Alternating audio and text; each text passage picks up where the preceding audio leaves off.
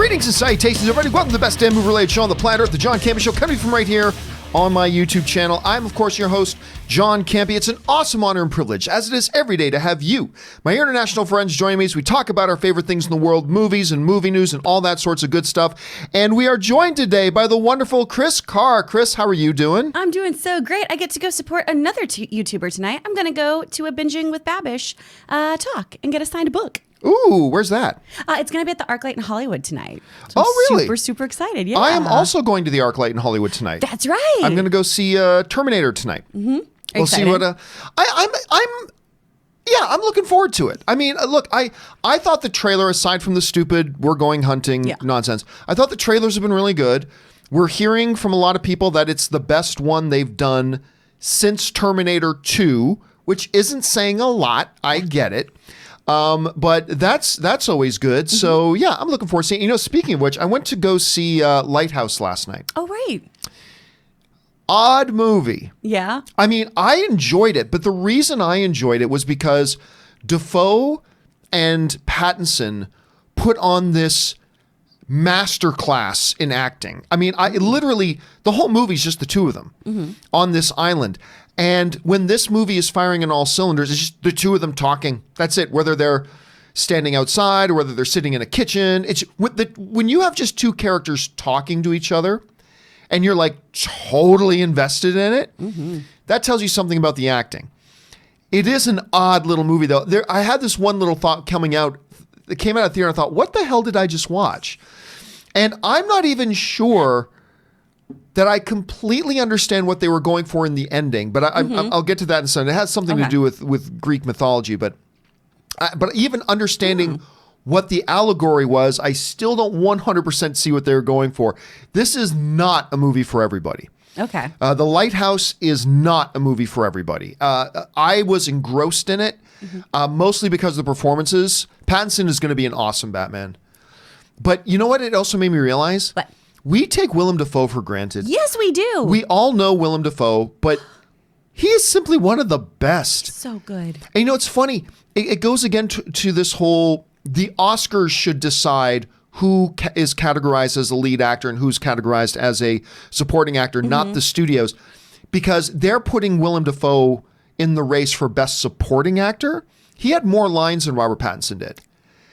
He has more to, and the movie is it is a true co-lead movie, but Dafoe gives some monologues in this movie that you're like, oh my God, it's just an actor standing there giving this monologue and you're like, keep talking. He's so good. And Robert Pattinson matches it beat for beat.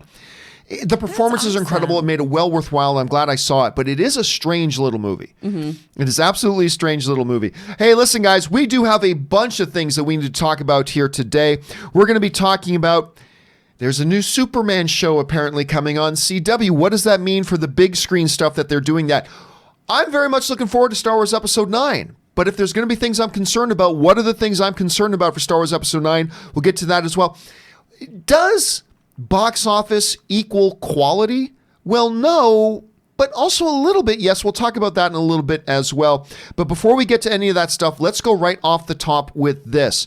Last night, brand new trailer for The Mandalorian dropped. Now, this is a show that a lot of us have been very excited about. Mandalorian, of course, it looks great.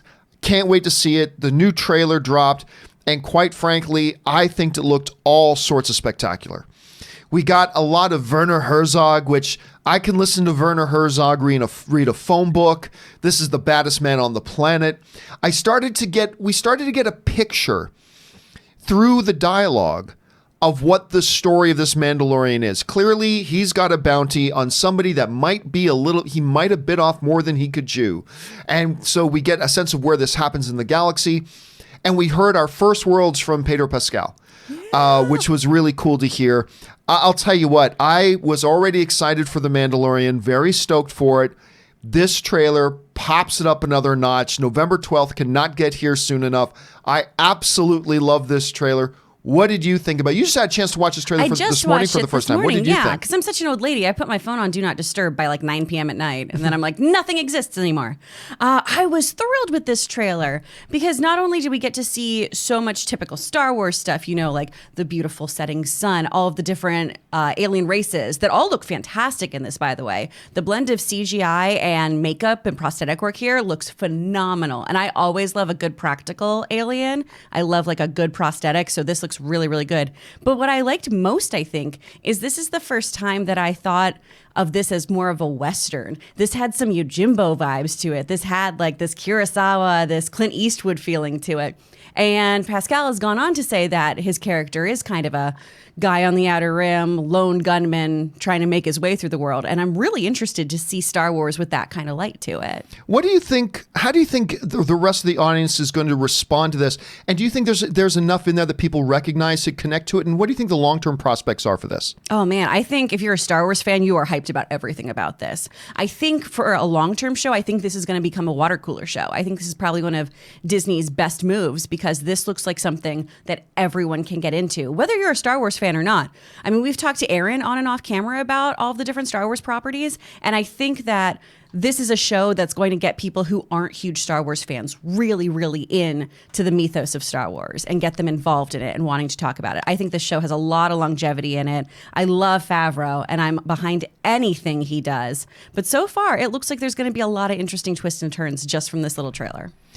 Do you think there's going to be enough there to bring in, though? Like you mentioned the Aaron thing. Do you think there's enough in these trailers that are going to bring in the people who are not already invested in Star Wars? Do you think like somebody like who is, obviously everybody knows Star Wars, but who's not really, intricately connected with Star Wars? Do you think they're going to see these trailers and go, I've never really watched Star Wars. I might check this one out. Do you think that was there for that? I have a few people who have said that to me. A couple of my friends who aren't really into Star Wars, and they've gone off and, I saw those prequels and I don't understand the Jedi or I don't get it, which I'm still friends with those people somehow. We all get through it. Different strokes for different folks. But I think this has enough different elements. I think it feels suspenseful, and it does feel like, a very bounty hunter based show that does feel different than Star Wars in a lot of ways, because we're not on kind of a noble quest of good and evil right now. It looks like we're going to be really living in a gray area.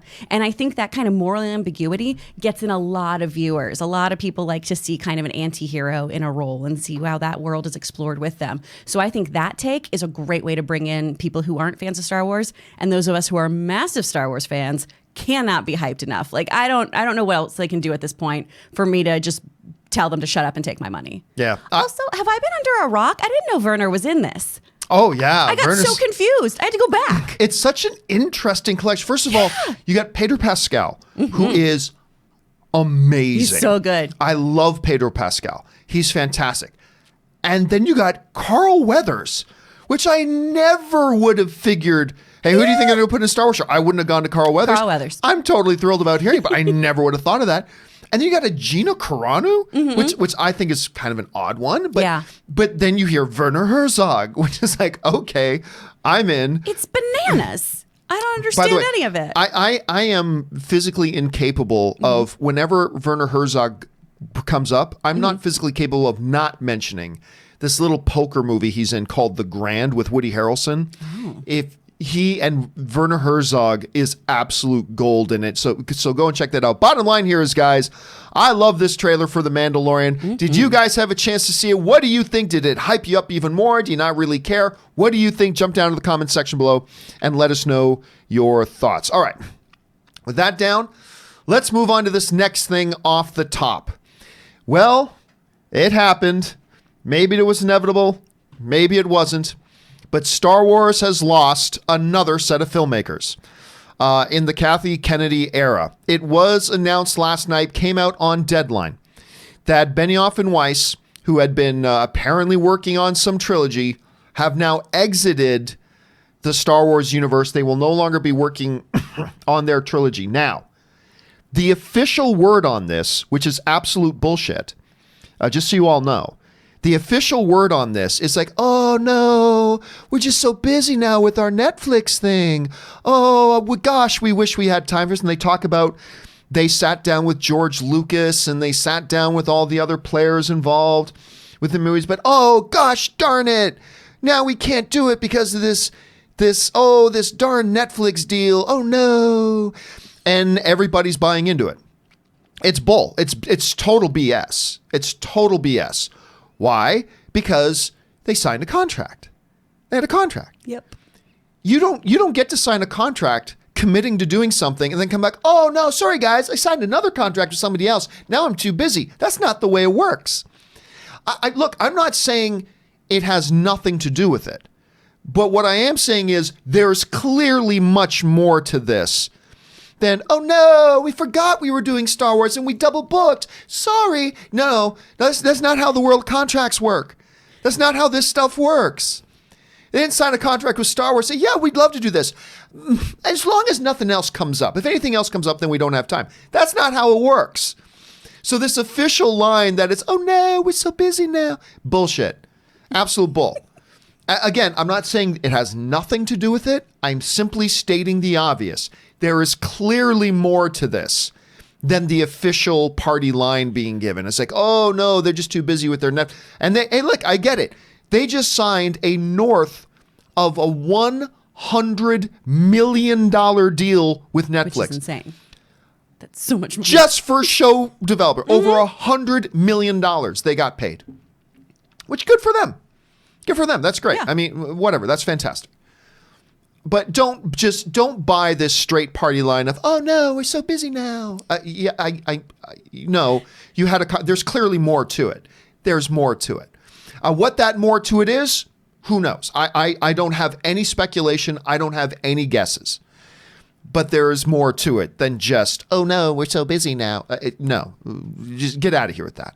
If you're going to say something, at least be honest. That oh no killed me. I don't know why that got me so much. But, oh no, we're so busy. No, we're busy. I just, okay, there's more to it than that. And listen, we'll talk about the Benioff and Weiss departure specifically here in a second. Mm-hmm. This is the part that concerns me, all right? Now, let me be very clear about something. I am a Kathleen Kennedy fan. Mm-hmm. The greatest filmmaker of all time, Steven Spielberg, called her the single most gifted producer he's ever worked with. She's great. Mm-hmm. And you may not think so. I'll take Steven Spielberg's word for it. Yeah. Let's just take that. I think she's great.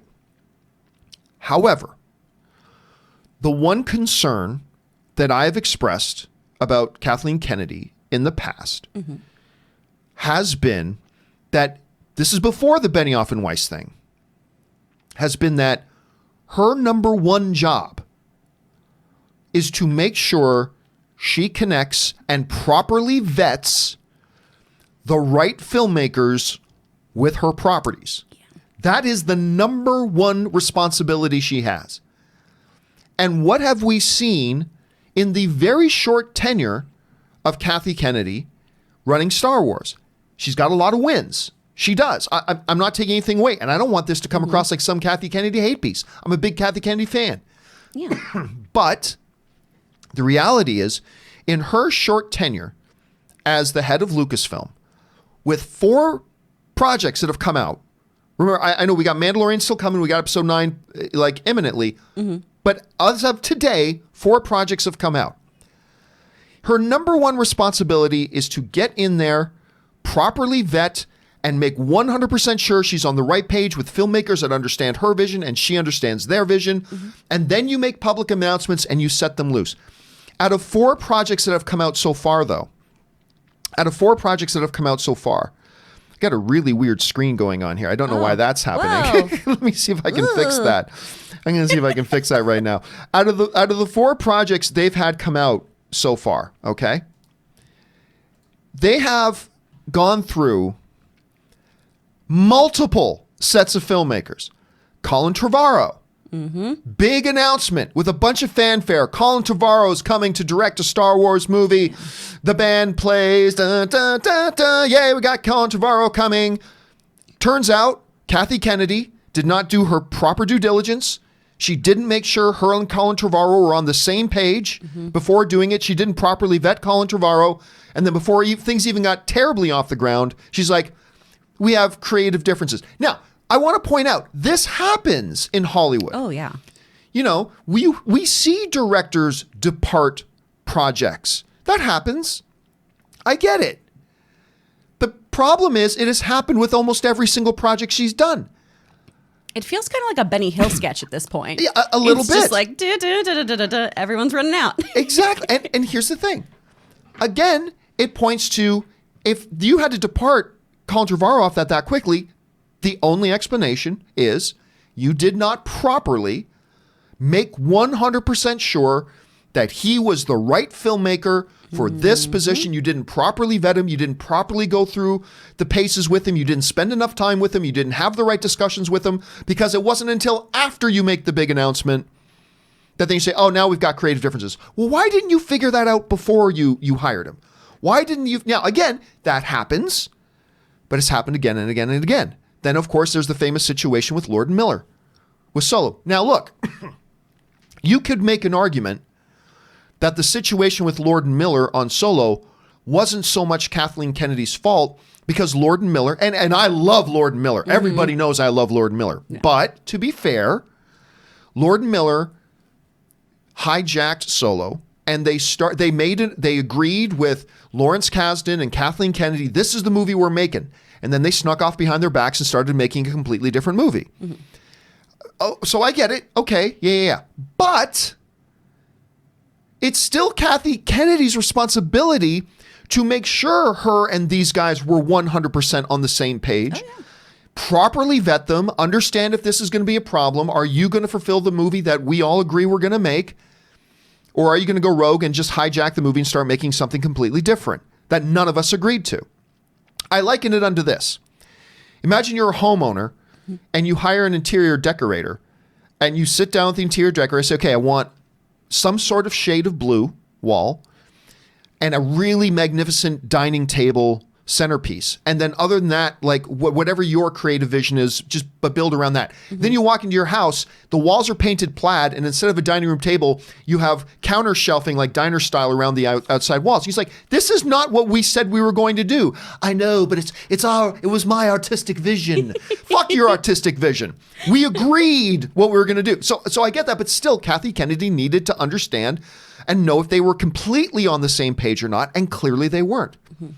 Then there was the Josh Trank situation, which was a very unique situation. Josh Trank coming off of Chronicle, which was magnificent, and I can't wait to see his new movie with Tom Hardy, Fonzo. That I can't wait to see that. I'm dying to see that. But again, there was a situation with Josh Trank that Kathy Kennedy didn't feel comfortable moving forward. Again, I want to ask, how come you didn't vet that before you hired him? Then, on a movie that did happen, there was the Gareth Edwards situation with Rogue One. And I love Rogue One, by the way. It's my second favorite of the new Star Wars movies. I love Rogue One. But you can't ignore all the stories came out that they had a lot of problems and differing visions. And they had to start, I think they had to bring in Tony Gilroy at some point to redo a lot of stuff, blah, blah, blah. Because once again, Kathy Kennedy did not ensure that she was on the same creative page with the director she brought in. And now we come to Benioff and Weiss.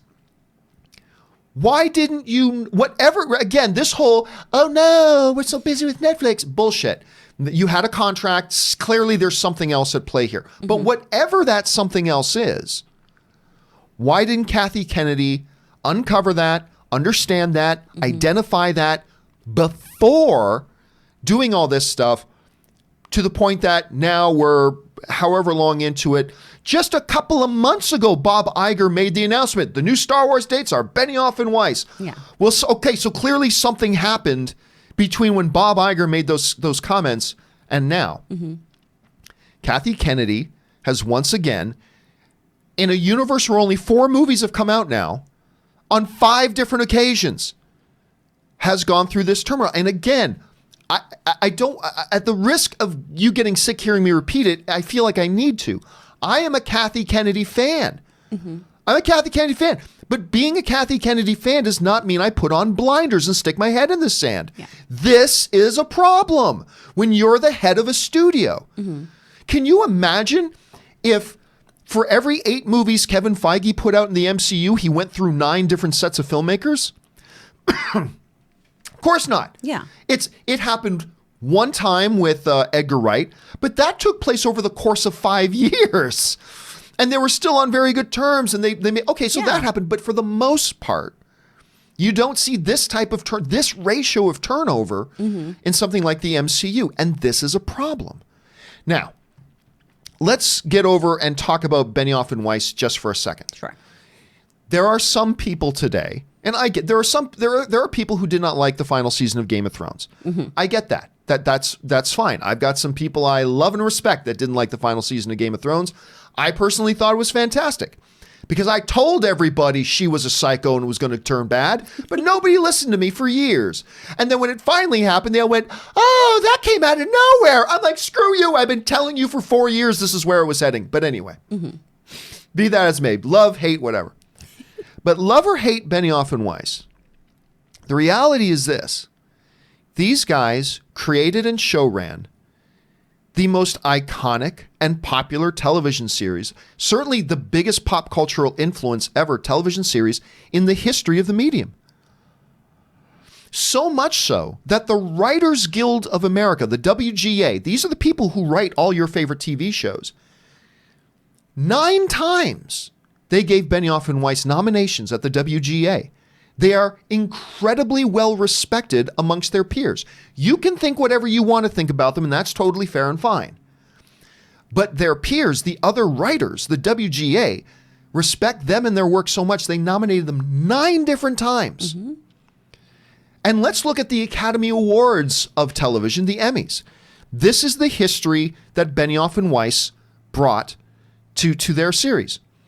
Their television series that they show ran and created set the record for the most Emmy wins in history. I believe it beats the old record by like 15 or 20. It's crazy. 59 Emmy Awards. That's a record that will never be touched.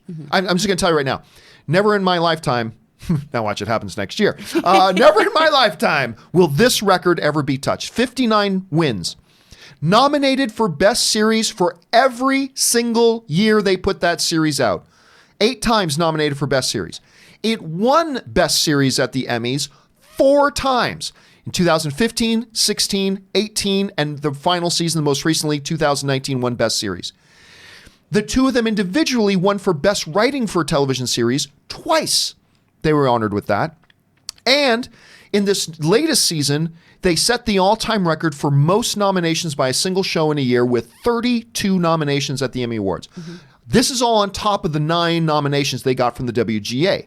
The writers know who good writers are. And the WGA 9 times nominated Benioff and Weiss. Now, I say all that just to make the point that while you, and I'm sure there are many people watching this episode today that weren't big fans of the final season of Game of Thrones. I thought it was great personally, but there's a lot of people I know and respect who also didn't like it. And that's totally fine.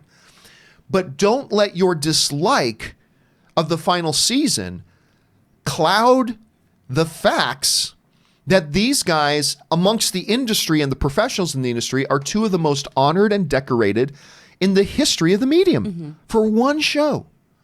So much so that Netflix came along, signed them to a 9-figure deal. There are some people who are going to be pleased today that these guys are no longer on Star Wars. And that's fair. That's fair. We can all have our opinion about that. Nothing wrong with that. But the fact is, it is the guys who won all this stuff right here, all that stuff that the Writers Guild nominated 9 times, that created the most iconic, memorable television series in history. And by the way, there are some people who are going to say, well, it's only because they were based off JR's books. Really? If that was the case, then every great book that's been transformed into a television series or movie has been a huge pop cultural hit, right? Oh, they haven't? Well, there you go. What these guys accomplished is never going to be matched. And it's these guys that Kathy Kennedy has just lost. She just lost them. And it would be fine if it was an isolated incident, but it's not an isolated incident. And when you create this kind of chaos behind the scenes, it will inevitably, in one way, shape, or form, leak out and run over into on the screen. chaos will start to become evident. Some people will make an argument that it's already been quite evident. Now, again, I don't want to take away from, let me reemphasize, Kathy's also had some big, big wins. I mean, Star Wars The Force Awakens is the number one, not Avengers Endgame. Star Wars The Force Awakens domestically is the number one box office film of all time. Endgame is worldwide, which is the more important one, but still, domestically, no film in history has ever done more. She's got two of her Star Wars films in the top 5 opening box office films of all time in The Force Awakens and The Last Jedi. She paired John Favreau with Dave Filoni to bring us The Mandalorian. That was under her watch. I'll give her that win. Even though I haven't seen the series yet, I'll give her that win. She did bring on I like JJ's Star Wars movie, the first one. I loved it. I love The Force Awakens. I can't wait to see what it does. She's got some wins. Yeah. Absolutely she does. But this is I think an important thing that too many people are just going to gloss over and not even think about. And you know, a couple of people have already said to me this morning and wrote to me this morning and said, well, you know, John, she's got this great ability to cut losses and adapt to a difficult situation, make changes, and move on from that. Yes, absolutely. But it's a little bit concerning that she's even in the position that she needs to cut losses and adapt and change things almost every single time. That's concerning. So so it troubles me as somebody who is a self-professed big fan of Kathy Kennedy. I've liked the movies they've put out, all that kind of stuff, but this is not the type of thing you want in the head of your studio. Exactly. So I don't know. You're sitting back and you see all of this, Chris. What's your 2 cents on this? I mean, it definitely does seem like there's a vetting issue happening here. You know, to do this job, you guys, John and I had so many meetings to make sure I wasn't a lunatic who'd go on some kind of horrible racist rant or something on his show. I mean, and that's for this. So you really have to properly vet. What I've seen a lot in the comments and what I've seen other people talking about too is if this was a choice from the guys to not be involved in another toxic fan base. And that seems like a little hinky to me that they would back out of something because they're upset another group of fans could possibly be upset with them. I'm reminded of what our good friend Robert always says, it's show business, not show friends. I don't think, you know, this team of accomplished, awarded writers would really be super concerned with hurting some fanboys' feelings or fangirls' feelings if they went in a different route with Star Wars. They survived the final season of Game of Thrones, whether or not you liked it. I was one of the people who wasn't crazy about it, and I still don't think that subtracts from any of the stuff they've done. I just wasn't super happy with the way things went. We all knew it was going to happen. I just wanted to execute it differently. But it does feel weird that this keeps happening. And I also like Kathleen Kennedy, and I feel like a lot of the people who don't like her need to re-examine why they don't like her. Some of you in the comments, maybe it's because she's a woman. I don't know. Maybe think about that. But she's done a really solid job for the most part. She's done really, really great work. Again, Spielberg is a really big fan of what she's done and thinks she is one of the best producers around, if not the best. But it is odd we still keep people having these directors kind of wiggle in and out of everywhere. That does give me a little bit of pause. And again, to me, it's the number one responsibility she has. And again, look, we seem to have, there's a win in that area with John Favreau. You know, John Favreau came to her with an idea as she gets like 20 ideas pitched to her every week. Favreau came in, gave her a pitch, full credit to her. She saw the vision that he had for it. She knew, you know what, we'll make this even better if I pair you with Dave Filoni and you guys do a little bit of work together on this series. Hey, full credit there. I mean, if I'm going to criticize her for all these other botched things, I'm going to give her full credit for this. Absolutely. And, you know, John Favreau got on stage at D23 and gushed about Kathy. And so, hey, full credit for that, absolutely. Clearly, she has a great relationship with J.J. Abrams. She's been able to work with him. So there are wins. There are victories here as well. I just get really concerned when I see this type of turmoil. It tells me, if in sports terminology, when you see all this turmoil in the organization, you got to look at the GM and say, what's going on?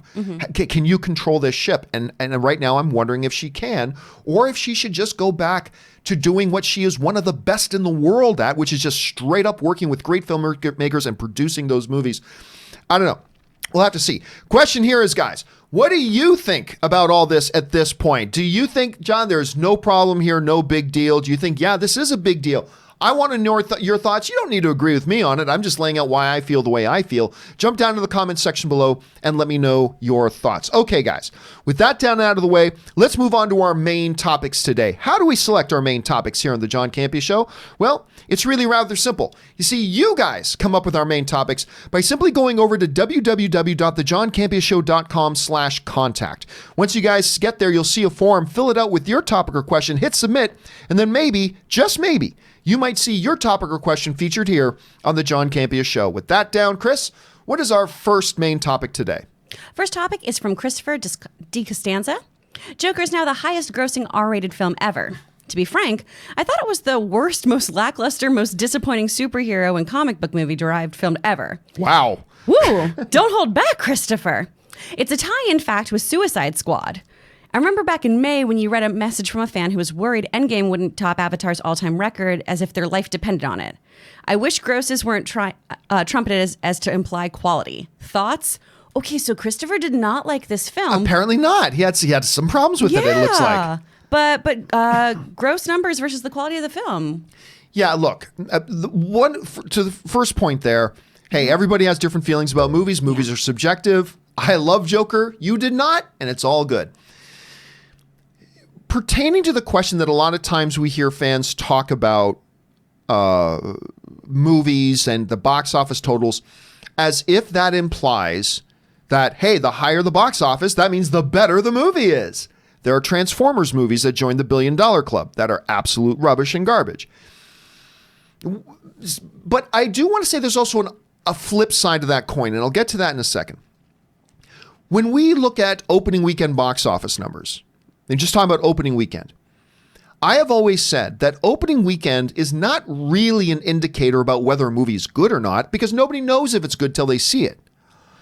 What it's an indicator of is how well did the movie studios market this movie. It tells us what type of film and storytelling is the audience interested in. What form of the cinematic arts is getting the attention of the audience to want to go out and pay their money and spend an evening out at the movie theater to go and watch. What's the substance of that? Opening weekend box office numbers tells us a lot of great information, including how good or bad a marketing campaign did, but doesn't necessarily speak to the quality of a film. There is a little bit of give in there because if early reviews come out and it's great, box office goes up a bit. If early reviews come out and they're terrible, box office goes down a bit. So yeah, that's a factor. But overall, it doesn't really tell us anything. It's really more about how good did they market it, how well did they tap into what it is the audience is interested in right now, all that kind of stuff. That's opening weekend box office numbers and why I think they're important.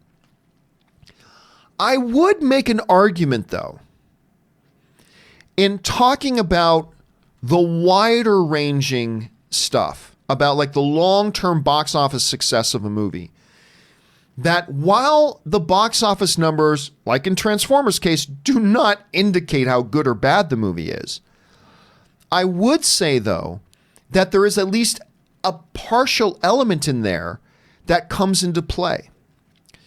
Right now, the number one all-time box office movie is Avengers Endgame worldwide. So what is it at? 2.8 billion or something like that? 2.9, somewhere in that neighborhood.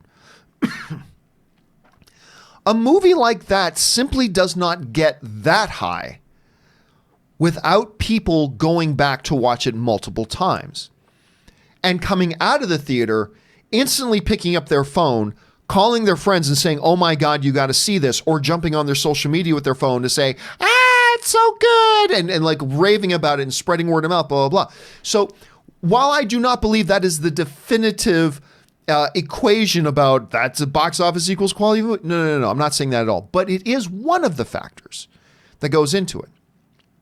It's not a hard and fast rule. Transformers movies are garbage, but a number of them have done great, right? But it is one of the factors. So, and here's the thing, in a art form, as all art forms are, that's totally subjective. All film is completely subjective.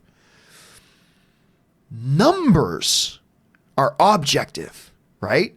So I think the reason why, number one, some people mistakenly equate box office with quality of film, And why some other people mistakenly equate that just because some people are talking about box office, that automatically means they're talking about quality, is because in an art form that is completely subjective, there is the one little thing that is completely objective, which is a numerical value, box office. If a movie made 210 million and another movie made 215, there's no subjective opinion there. That movie that made 215 made more money than the movie that made 210. It's easy to see. It's laid out clearly. It's objective. It's quantifiable. It's solid. It's facts. You cannot say objectively Transformers 2 is better than Transformers 3. You can say you felt it was better. You can say, yeah, to me that was the better film and all that kind of stuff, but other people may disagree. And there's no quantifiable objective number or measurement to say one's right and one's wrong. But with box office, there is, and so I think we fall into the trap saying, which movie's better? Well, this one's got the higher number. So it's a little bit of a play. Chris, I'm sure you've seen conversations or been in conversation where somebody been, this movie's better because it made more money. Yeah. Why do you think people fall into that? I feel like it seems like it's just basic consumer economics, right? Well, if a lot of people are giving their money to this, it must be good. And a lot of times that's not the case, A lot of people turn into a lot of reality television. That doesn't mean it's super, super great quality stuff. But again, people have different opinions on what they like and what they don't like. You were talking about The Lighthouse earlier, that it's a really interesting and engaging film and a masterclass in acting. And as good as that is, a lot of people might not go see that because it's not their cup of tea. They don't want to see two guys hanging out in a lighthouse for 2 hours, Some people do want to go see something more Michael Bay with all the sets made of balsa wood and sparklers and lots of explosions. And the story doesn't matter as much because it's fun or it's something that they get out of it for a different reason. I just don't think we can look at the numbers to determine quality of stuff. Just the same way around awards season, there's all this talk of this is the most amazing film and this is so good. Again, some of those are great performances, but they're not movies I want to go back and rewatch over and over again. It goes back to something we've been talking about ad nauseum on the show here, which is you can't really define what makes a good movie because everyone has different opinions. Cinema is so subjective, and everyone's going to have different thoughts on it. Everyone's going to have different films they prefer over other things. One man's Harold and Kumar could be their Citizen Kane. Who's to say? It's all up to people's actual opinions. And while money talks and obviously gets more films made, more sequels, things like that, we can't rely on box office to determine the actual merit of a film. I think it's true. Well, guys, question is, what do you guys think? Do you think there is more connective tissue between the quality of a film and the box office results? Do you think, it's a factor in it, but not the determining factor? Do you think it has nothing to do with it at all? What do you guys see about that? Jump down in the comment section below and leave me your thoughts. All right, with that down, let's move on to the second main topic today. Chris, what is main topic number 2? This is from Ryan Butt. Hello, John. Today, Deadline reported that a new CW show focused on Superman and Lois Lane is being developed with Taylor Hoechlin and Elizabeth Tulloch returning as the Man of Steel and the intrepid Daily Planet reporter in the lead roles. Before, when Superman was busy being featured on the big screen, DC was very hesitant to feature him on the small screen. But now with him getting on his own show, what do you think that says about the current outlook of Superman on film for the near future? How is this going to affect the DCEU? First of all, I know everybody's expecting me to have a meltdown right now because I am not a fan and I don't like how CW's treated the Superman character. They've used him in wrestling terms as a jobber. And this is Superman, damn it. He should not be used as a jobber. And that's kind of the bottom line. But I do think that this is not a good sign for people who are hoping to see the Man of Steel on the big screen again anytime soon. Now, look. I like these two actors, particularly her, because she was in a show. She was a co-star in a show called Grimm, which I loved. Grimm. Oh, I forgot she was in that. Loved that show, and she was fabulous in it. I loved her in it. And so I'm all for that. I'm happy to see them having some success and all that kind of stuff. But yes, I unfortunately really do believe that taking the granddaddy of all superheroes, Superman, and relegating him to CW. And I like my CW fluff. I do. I watch the CW fluff. I enjoy the CW fluff. I talk about the CW fluff. But it is CW fluff. By taking the Man of Steel and relegating him to CW as they have, and they've already turned him into a jobber, and they clearly don't have a lot of respect for the character. I think this is a clear indication that they really do have no plans to bring Superman back to the big screen anytime soon. And I hope I'm wrong. Like, here's the thing, Chris. Tomorrow, Warner Brothers could put out a press announcement tomorrow saying, new Superman coming in 2021. They could do that. Yeah. But if that happens, I have to say I'll be pleasantly surprised, but surprised nonetheless, because I believe I think this is a clear indicator that they have no plans to use Superman for at least the next 5+ years. Which is really unfortunate on a number of levels. Number one, because he's Superman. He is the granddaddy of all superheroes. Number two, I thought that Henry Cavill was a magnificent Superman, and I wanted to see him back doing more. I wanted to see a true Man of Steel too. But I you know what? To speak to the big fears, I think your fears are right. I think this means we're not going to get a Superman movie anytime soon. Do you agree or do you disagree, Chris? I feel like we still could get one. I mean, you're right. Superman has some big box office pull potential. Henry wasn't my guy, and that's okay. I think that was more to do with the material than him. Because I just wasn't a fan of how they portrayed Kal-El and everything. But I know we still keep joking about how the Flash movie may or may not exist. Who knows? But I mean, we've got the Flash on TV. We've got a Flash film in develop theoretically. I think that could happen. I'm really excited for Tyler. I think he's done a great job when he has had his moments on the CW with Supergirl or any of the crossover events. And I think that he'd do a really excellent job in this. But I don't think that this is a complete, dead end for Superman on the big screen. I think there's a lot of potential there still. I mean, we saw him for a little bit in Shazam, albeit we didn't see him, but maybe we can bring him back. I think everyone wants to see the Man of Steel on a big screen. I think that's what we all want. We want it to be a good film. And we're learning, too, that these standalone films, not the team-ups, but the standalones, seem to do really well for DC when they get to really just focus on that one character. So maybe that'll give us the opportunity to do a standalone Man of Steel movie again and really, really get it right this time. I hope you're right. I see it the other way, but I hope you're right. Guys, question is, do you think that this move by CW to potentially launch a new Superman and Lois show is kind of the final nail in the coffin for the next couple of years about the possibility of seeing Man of Steel on screen? Or are you more optimistic like Chris? Or are you a little bit more pessimistic like me? Jump down in the comment section below and leave us your thoughts. All right, with that down, let's move on to our third main topic today. Chris, what is main topic number 3? Our main topic is going to be from Sean McKenzie. Hey, John and crew. A forthcoming title coming out soon that I look forward to is Ford v Ferrari. However, in the UK, the movie is called Le Mans 66. At first, I was confused by this. Harry Potter and the Philosopher's Stone was changed to Sorcerer's Stone because apparently Americans didn't understand the word philosopher. So what's the reason for this one? And is it necessary? We didn't understand the word philosopher. That really threw us for a loop. Do you think this is a change because of a difference between American audiences and international audiences, or is it just a different name? It's honestly, it's just because it's marketing. Okay. You got to remember this, guys. The titles of a movie are meaningless. The title of a movie does nothing to make a movie good or bad. A movie can have good or bad titles. I mean, that's for sure. That can be a part of the equation.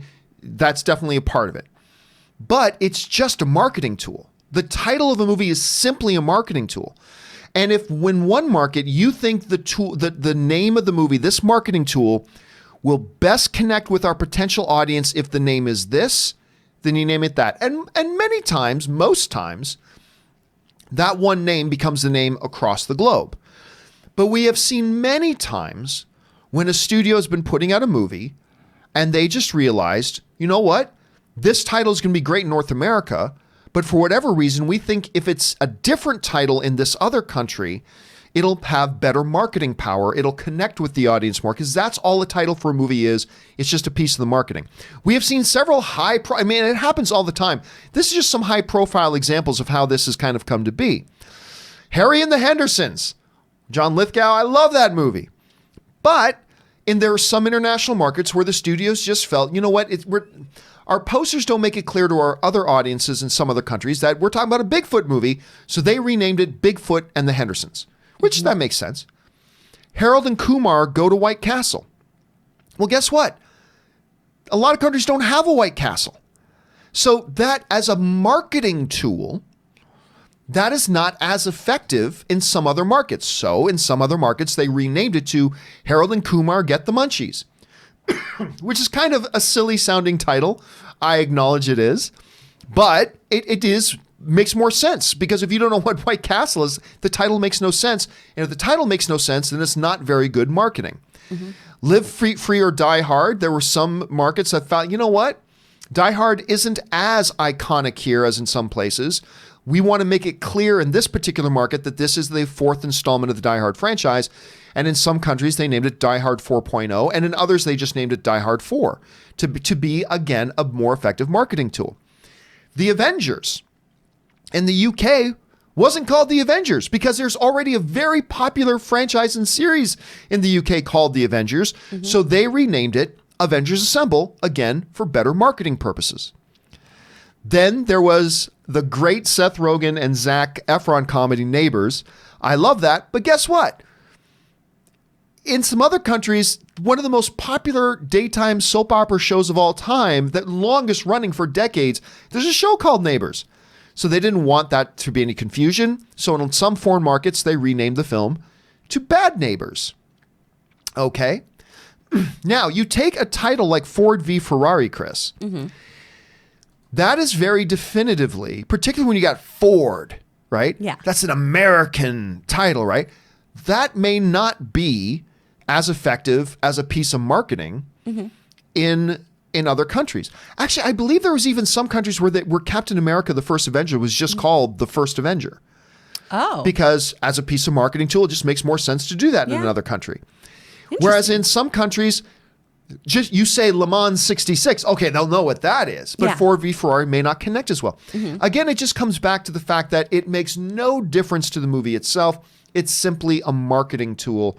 And a title will market better in North America sometimes than in other places, and then they'll make changes. Yeah. Do you see anything more beyond that, Chris? I really don't. I mean, and the Ford v. Ferrari title works for me here because Le Mans, I was like, I wouldn't know what Le Mans 66 is. Yeah, exactly. Google it and just, okay, first of all, I know I'm going to botch the pronunciation of this because I went to Texas public school, so let's try to figure out that French. And let's look up what that is. But I think it is just a marketing thing. And I'm glad the person who wrote in the question said the Philosopher's Stone bit too, because I remember as a kid being really confused and thinking there was a different Harry Potter book out that I wasn't getting to read yet. And then, it's just the same thing. I think you're absolutely right that it's just making sure that the different markets want what that product is. And just making it more appetizing. And the Harry Potter thing is a great example of that mm-hmm. because their concern was for people who didn't read the books, it doesn't communicate the magical nature of what that new, remember, this is before Harry Potter, the movie franchise, became a monster movie franchise. They thought, you know what communicates it a little bit more, the magical nature of it to the North American audience who may not have read the books, will be the Sorcerer's Stone. Mm-hmm. That will communicate it a little bit differently and a little bit better maybe to our, again, it was just a marketing thing. Mm-hmm. And you got to go for that stuff. Question is, guys, a lot of you guys are my international friends. Do you see this happen more often than we even recognize over here? Jump down to the comment section below and leave us your thoughts. All right, with that down, let's move on to our final main topic today. Chris, what is our final main topic today? So the final topic is from David. Hey, John, earlier this year leading up to Endgame, I remember you talking about what your biggest worries were for Endgame. I was hoping you could now do the same for Star Wars Rise of Skywalker. What do you think are some potential Sarlacc pits JJ could fall into that could prevent this final installment of the Skywalker saga from getting that win? Ooh, what are the Sarlacc pits? Yeah, so, and it's true. Like earlier this year, I did do, I was super excited about Endgame, as I'm super excited for Star Wars Episode 9. But if you're going to ask me, what are some of the things I'm a little bit nervous about? And I gave a list of the things I was nervous about going into Endgame. So I certainly do have some things. As excited as I am, I love what JJ did with The Force Awakens, but there are some things I'm a little bit nervous about going into Star Wars Episode 9. So I've got 5 things I'm going to go through here that concern me, that I'm a little bit worried about, that may be a Sarlacc pit, as you're saying, for Star Wars Episode 9. All right, here's the first one. My first one is this. Little bit nervous that there's no dramatic purpose for Lando. Little bit nervous that there's no dramatic purpose for Lando. And what I mean by that is this. I have a little bit of a fear that they're just bringing in Lando for straight up fan service. Now listen, fan service can be a good thing, right? There's a lot of Endgame. A lot of Avengers Endgame is just straight up fan service. Let's just call it what it is. There's a number of things that happened in Endgame that really had made no narrative sense. And fan service doesn't always have to have a negative connotation too. Exactly. I think people a lot of times think of it in kind of anime terms or like dirty terms. Sometimes it's just a tribute and a wink and a nod to fans. Yeah. I mean, look, it just means there's some things that they do that really didn't have a dramatic purpose, but the fans wanted to see it. Yeah. And so that they do it and we lose our mind. A fan service can be a very good thing. My one little worry about Lando, though, is that maybe it is one of those little fan service things. And my fear is that you're going to have the great Billy D. Williams in there and Lando, but there's not really a point to him being there. Now, again, I'm not saying there won't be. I'm just saying that's one thing I'd be nervous about.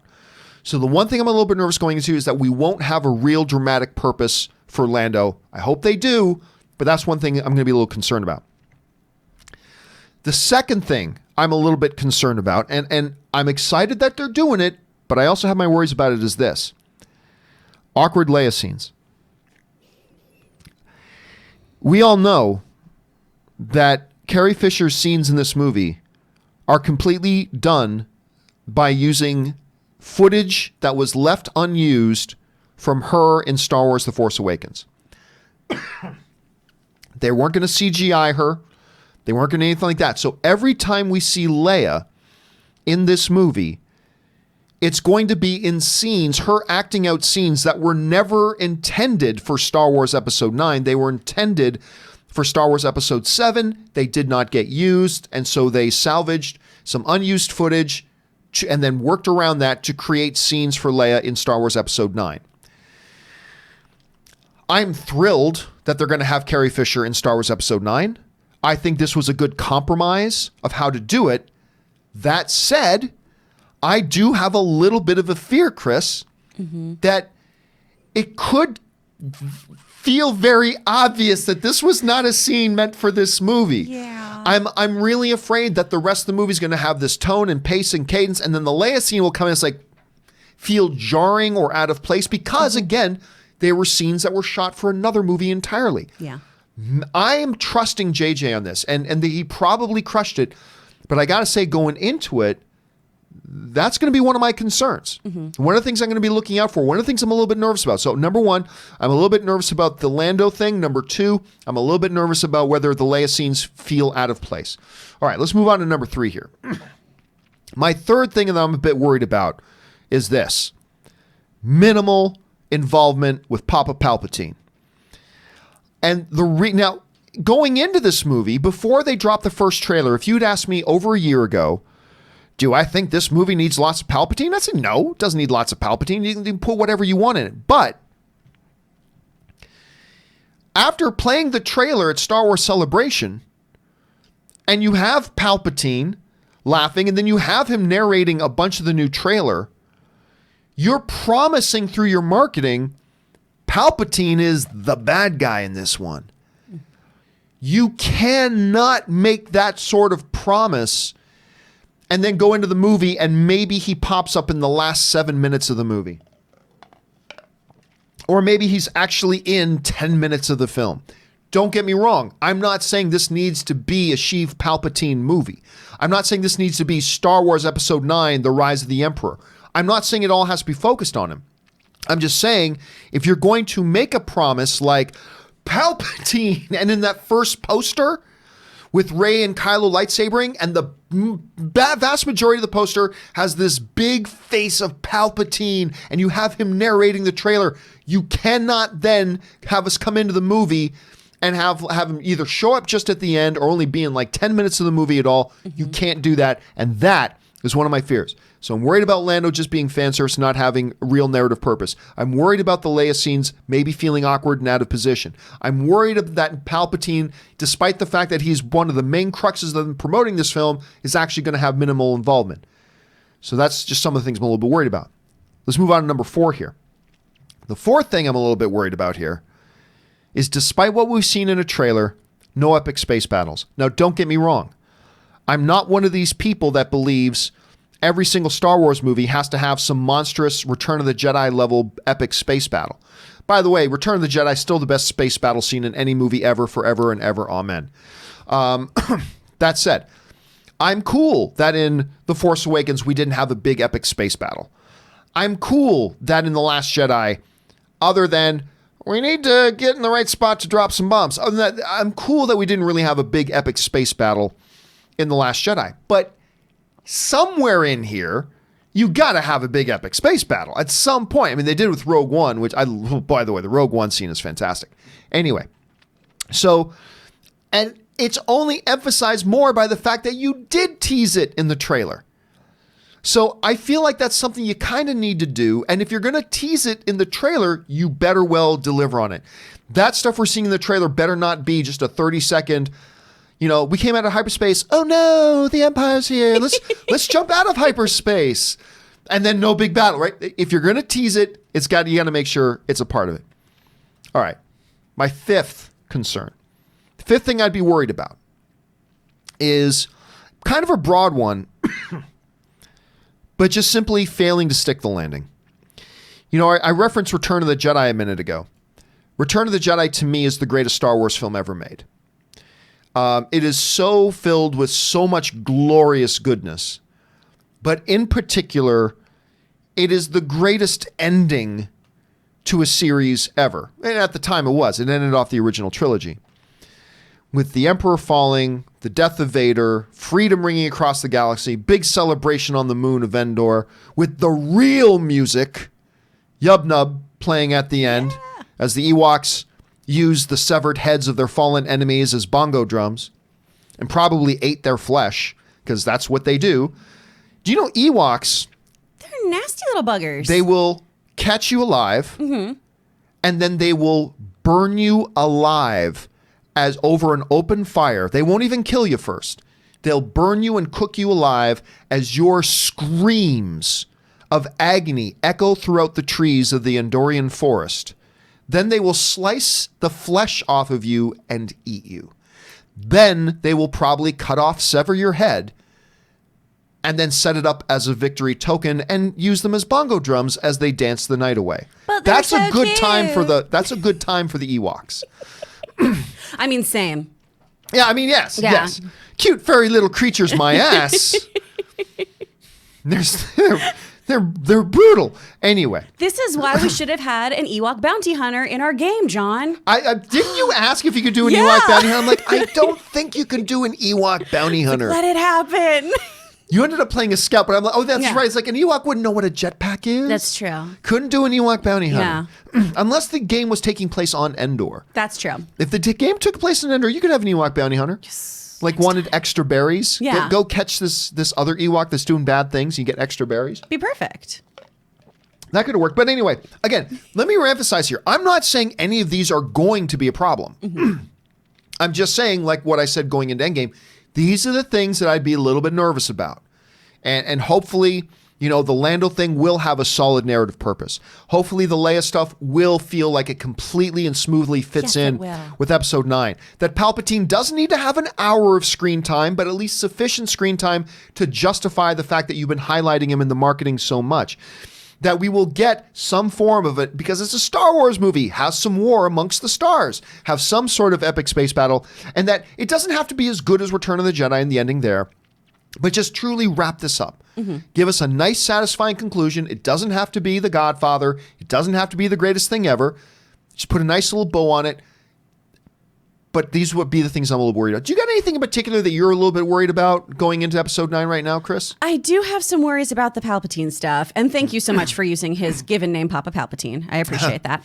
That does make me a little worried about how they're going to utilize him, because he has been so prevalent in all the marketing materials. The one I'm not concerned about, though, honestly, is I think that Carrie scenes are going to be integrated really well. Hope so. Because JJ just loved her. Oh, completely. He adored her. But here's the thing. It's his absolute worship of Carrie Fisher. The fact that he adores her and loves her so much that makes me wonder that even if it wasn't really working for the movie, he was going to put her in anyway because it's Carrie. See, it's actually his unabashed love for Carrie Fisher that makes me a little bit nervous that he might make some choices that aren't best for the movie. Yeah. Because he loves Carrie so much. So that's just, so the thing that gives you confidence is actually the thing that gets me a little bit worried. I can understand that perspective though. And then I really didn't think about Lando not having a dramatic arc until you brought it up, because I just was so happy that Lando's back. I'm just so pumped about it. And then, oh yeah, but why? What is he doing here? I need to know. And I'm sure they'll explain it. I really do think these are all just concerns that they will address.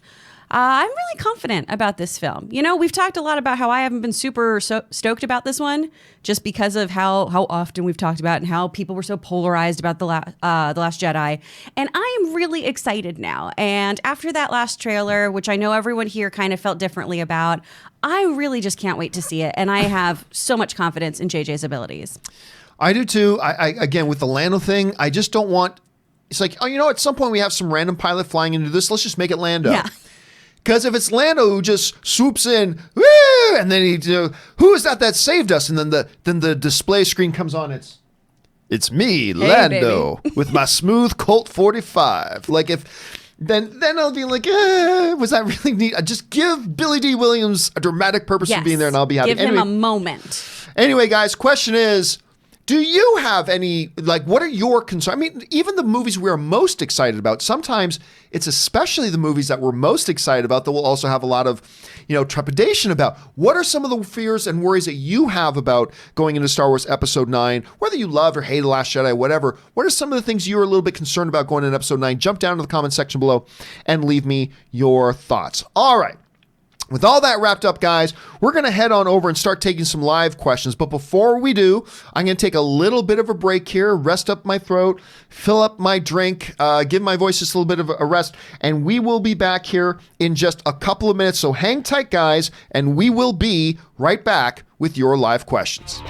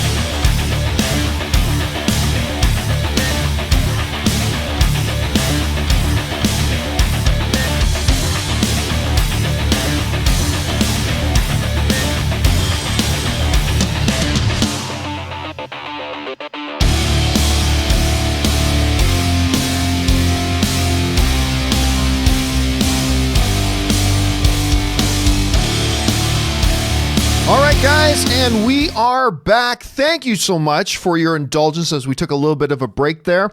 Of course, Chris is now off doing the things that she does. Make sure you guys follow her. She's also on Nerdwire. Make sure you guys check out her work on Nerdwire. She does some great stuff over there. All right, let's now jump into the live questions that you guys have been firing in. And we're going to get things kicked off here with KJ Criddle writes, broke college kid, but wanted to show some love. Well, thank you so much for supporting the show, KJ. I appreciate that. And good luck in college, man. James Germain writes, hey, John, wanted your thoughts on two things today. Stephen Amell's Code 8 trailer and the Superman and Lois series. Hope Supergirl writers don't touch it. Well, we've already talked about the Superman series, so there's that. I haven't watched the Code 8 thing. Now, I know he's doing it with his cousin, Robbie Amell. I like Robbie. I've had a chance to meet him. Obviously, I've had a chance to meet Stephen. I'm really looking forward to seeing what Stephen can do in his post-Arrow days, but I have not had a chance to see the Code 8 trailer yet. I heard about it yesterday, but I have not had a chance to watch it yet. But as soon as I do, I will let you guys know for sure. Angel Chang writes, so I guess that's D&D's Benioff and Weiss, could have stayed and finished Game of Thrones properly. Here's the thing that everybody forgets. There's this myth going out there that, they rushed the final bit of Game of Thrones so they could get to Star Wars. No, they actually had. And by the way, I love the final season of Game of Thrones. I'm one of those people. But even I, as somebody who's a defender of the final season of Game of Thrones, even I have said, no, they should have been several episodes longer. Even I will say that. Even I. But the HBO executives talk about how it was long before the Star Wars thing ever came up that they planned out the last two seasons that way. So that actually didn't have anything to do with it. And I thought it ended great, but it was rushed. But it had nothing to do with Star Wars. That's just the fact. I know everybody repeats that myth, but it's when you actually go back and look at the timeline, that's not how it happened. They planned out inexplicably having such short seasons for season 7 and 8 long before the Star Wars thing ever came up. Anyway, okay, let's move on here. Cinema Reviews writes, just watched T2 for the first time. Wow, what a blast. It is one of the greatest sci-fi action films of all time. Actually, it's probably my second favorite action film of all time, only behind another Arnold Schwarzenegger movie, True Lies. Fun fact. Glad you got to see it, man. All right. Flick Brick writes, Mandalorian gets a jetpack eventually. Hell yeah. Well, I mean, if you know anything about the Mandalorian people, jetpacks is kind of a standard thing with the Mandalorians. It's not a bounty hunter thing. It's a Mandalorian thing. So fully expect we're going to see Mandalorian with a jetpack. Michael French writes, when will the cycle of losing Star Wars directors end? Well, remember, Benioff and Weiss weren't going to be the directors. They were just going to be the creative heads of it and get a trilogy going.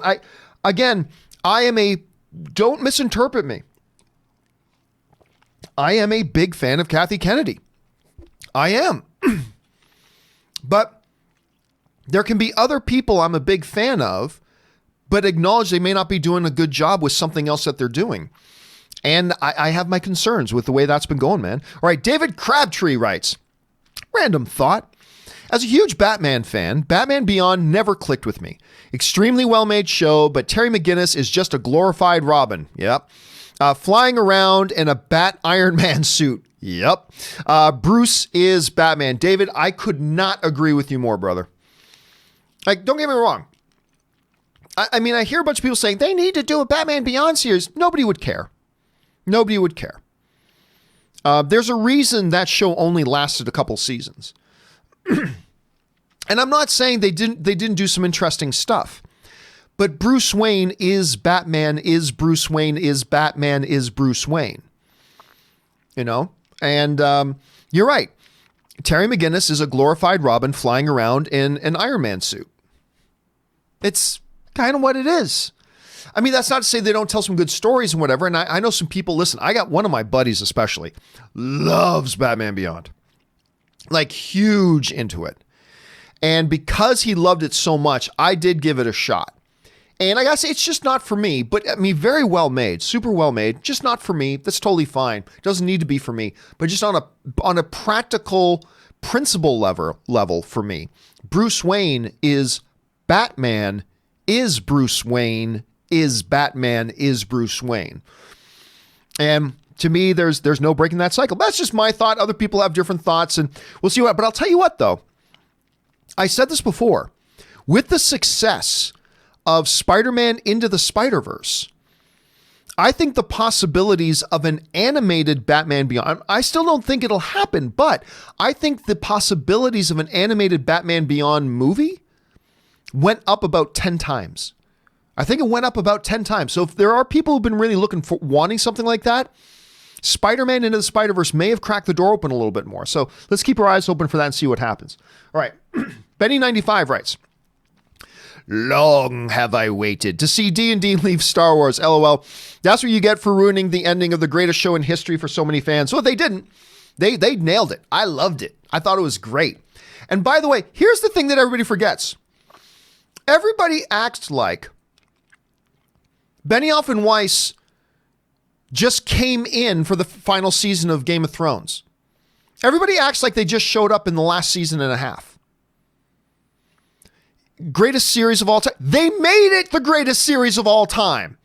That's the thing everybody's forgetting. You're going to say the greatest TV show in history. They're the ones who made it the greatest show in TV history. Everybody's acting like, oh, there was this great show, Game of Thrones, and it was the greatest show in TV history, and then Benioff and Weiss came along. They're the ones who made it the greatest TV show in television history. I mean, it's not my all-time favorite show. It's not even in my top 3. But I love it. I do. But it is the most successful, most iconic, most pop culturally impactful television show in history. And they're the ones who made it that. They're the ones who made it that. And I think, despite the fact that I love the final couple of seasons of Game of Thrones, I think what a lot of people got to remember and take on the mindset of, say, like the mindset I have towards George Lucas. I hated the prequels. But that doesn't change the fact he's the guy who gave us Star Wars. The only reason I'm in love with Star Wars is because of what George Lucas did. That's what made me love Star Wars. And yeah, maybe I didn't like the prequels, but that doesn't change anything about how I feel about George Lucas. And I think a lot of people become very, I don't know, it just seems like people forget, oh, it was the greatest show. Well, you know who made it the greatest show of all time? Those guys. You know who made it win 59 Emmy Awards? Those guys. You know who ran that show to be nominated for Best Series all 8 years of its existence? Those guys. You know who ran that show that won the Emmy for Best Series on Television 4 times? Those guys. I mean, and everybody seems to forget that. Because they didn't like how Game of Thrones ended.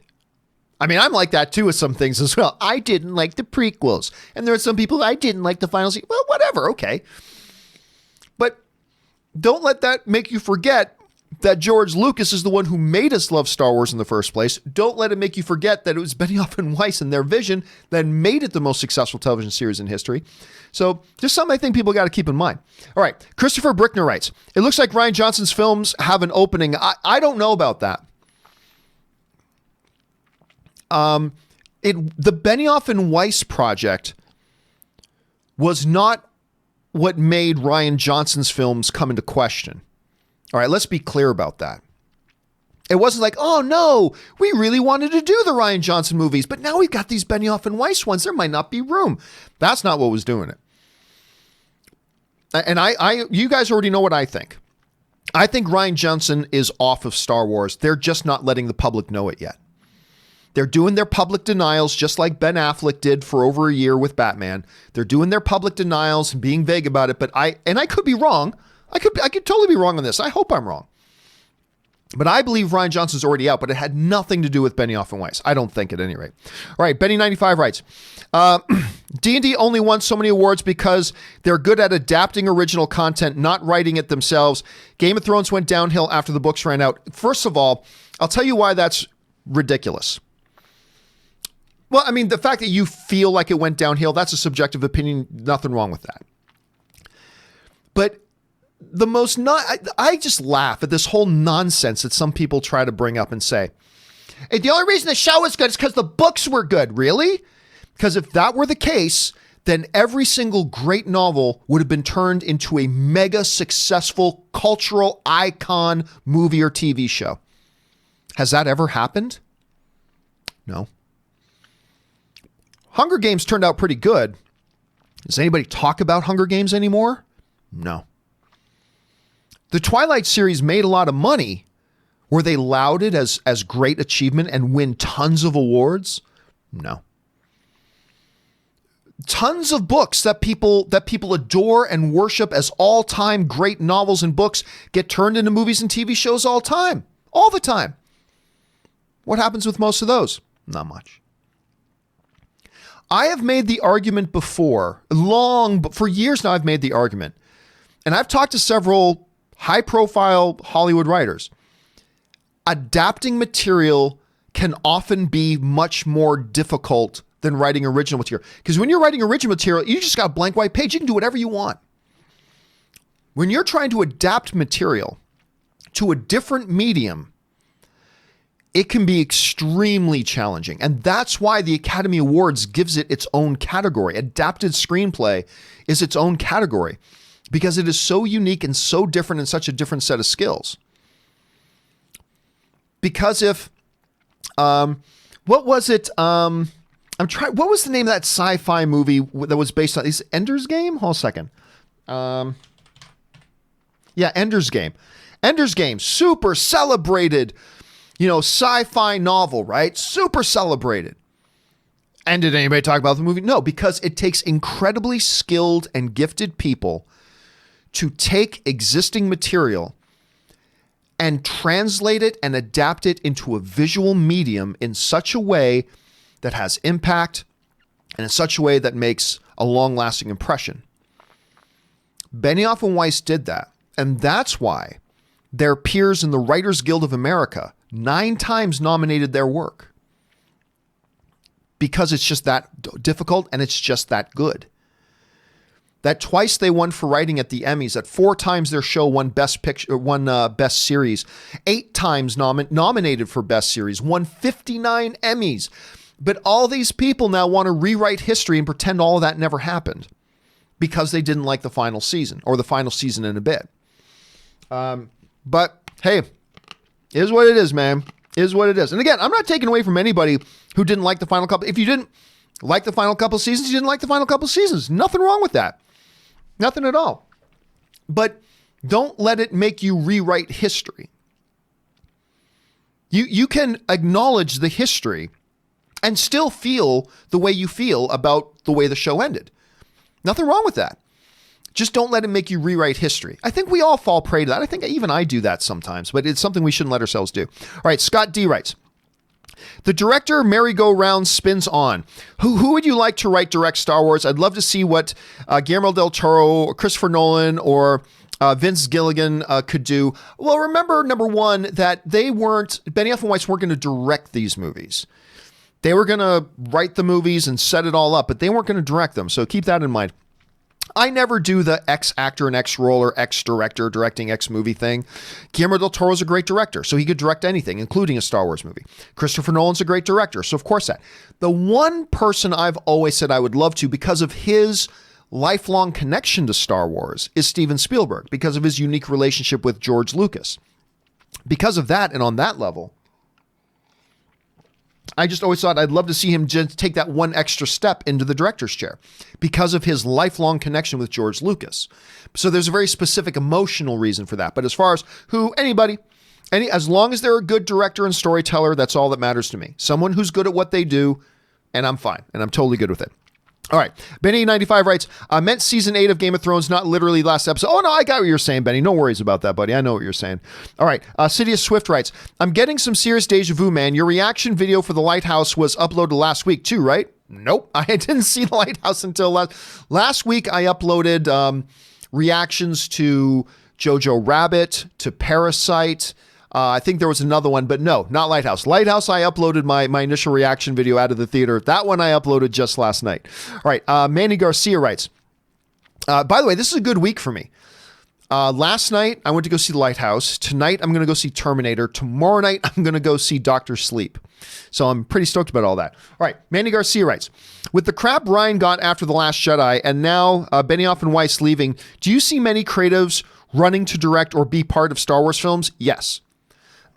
Now, listen, we've already seen Christopher McQuarrie, he's one of the best filmmakers working in the business right now.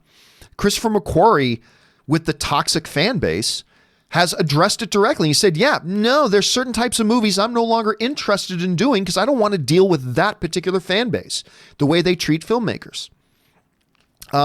So I can't say it has no impact and no effect, because clearly there is some.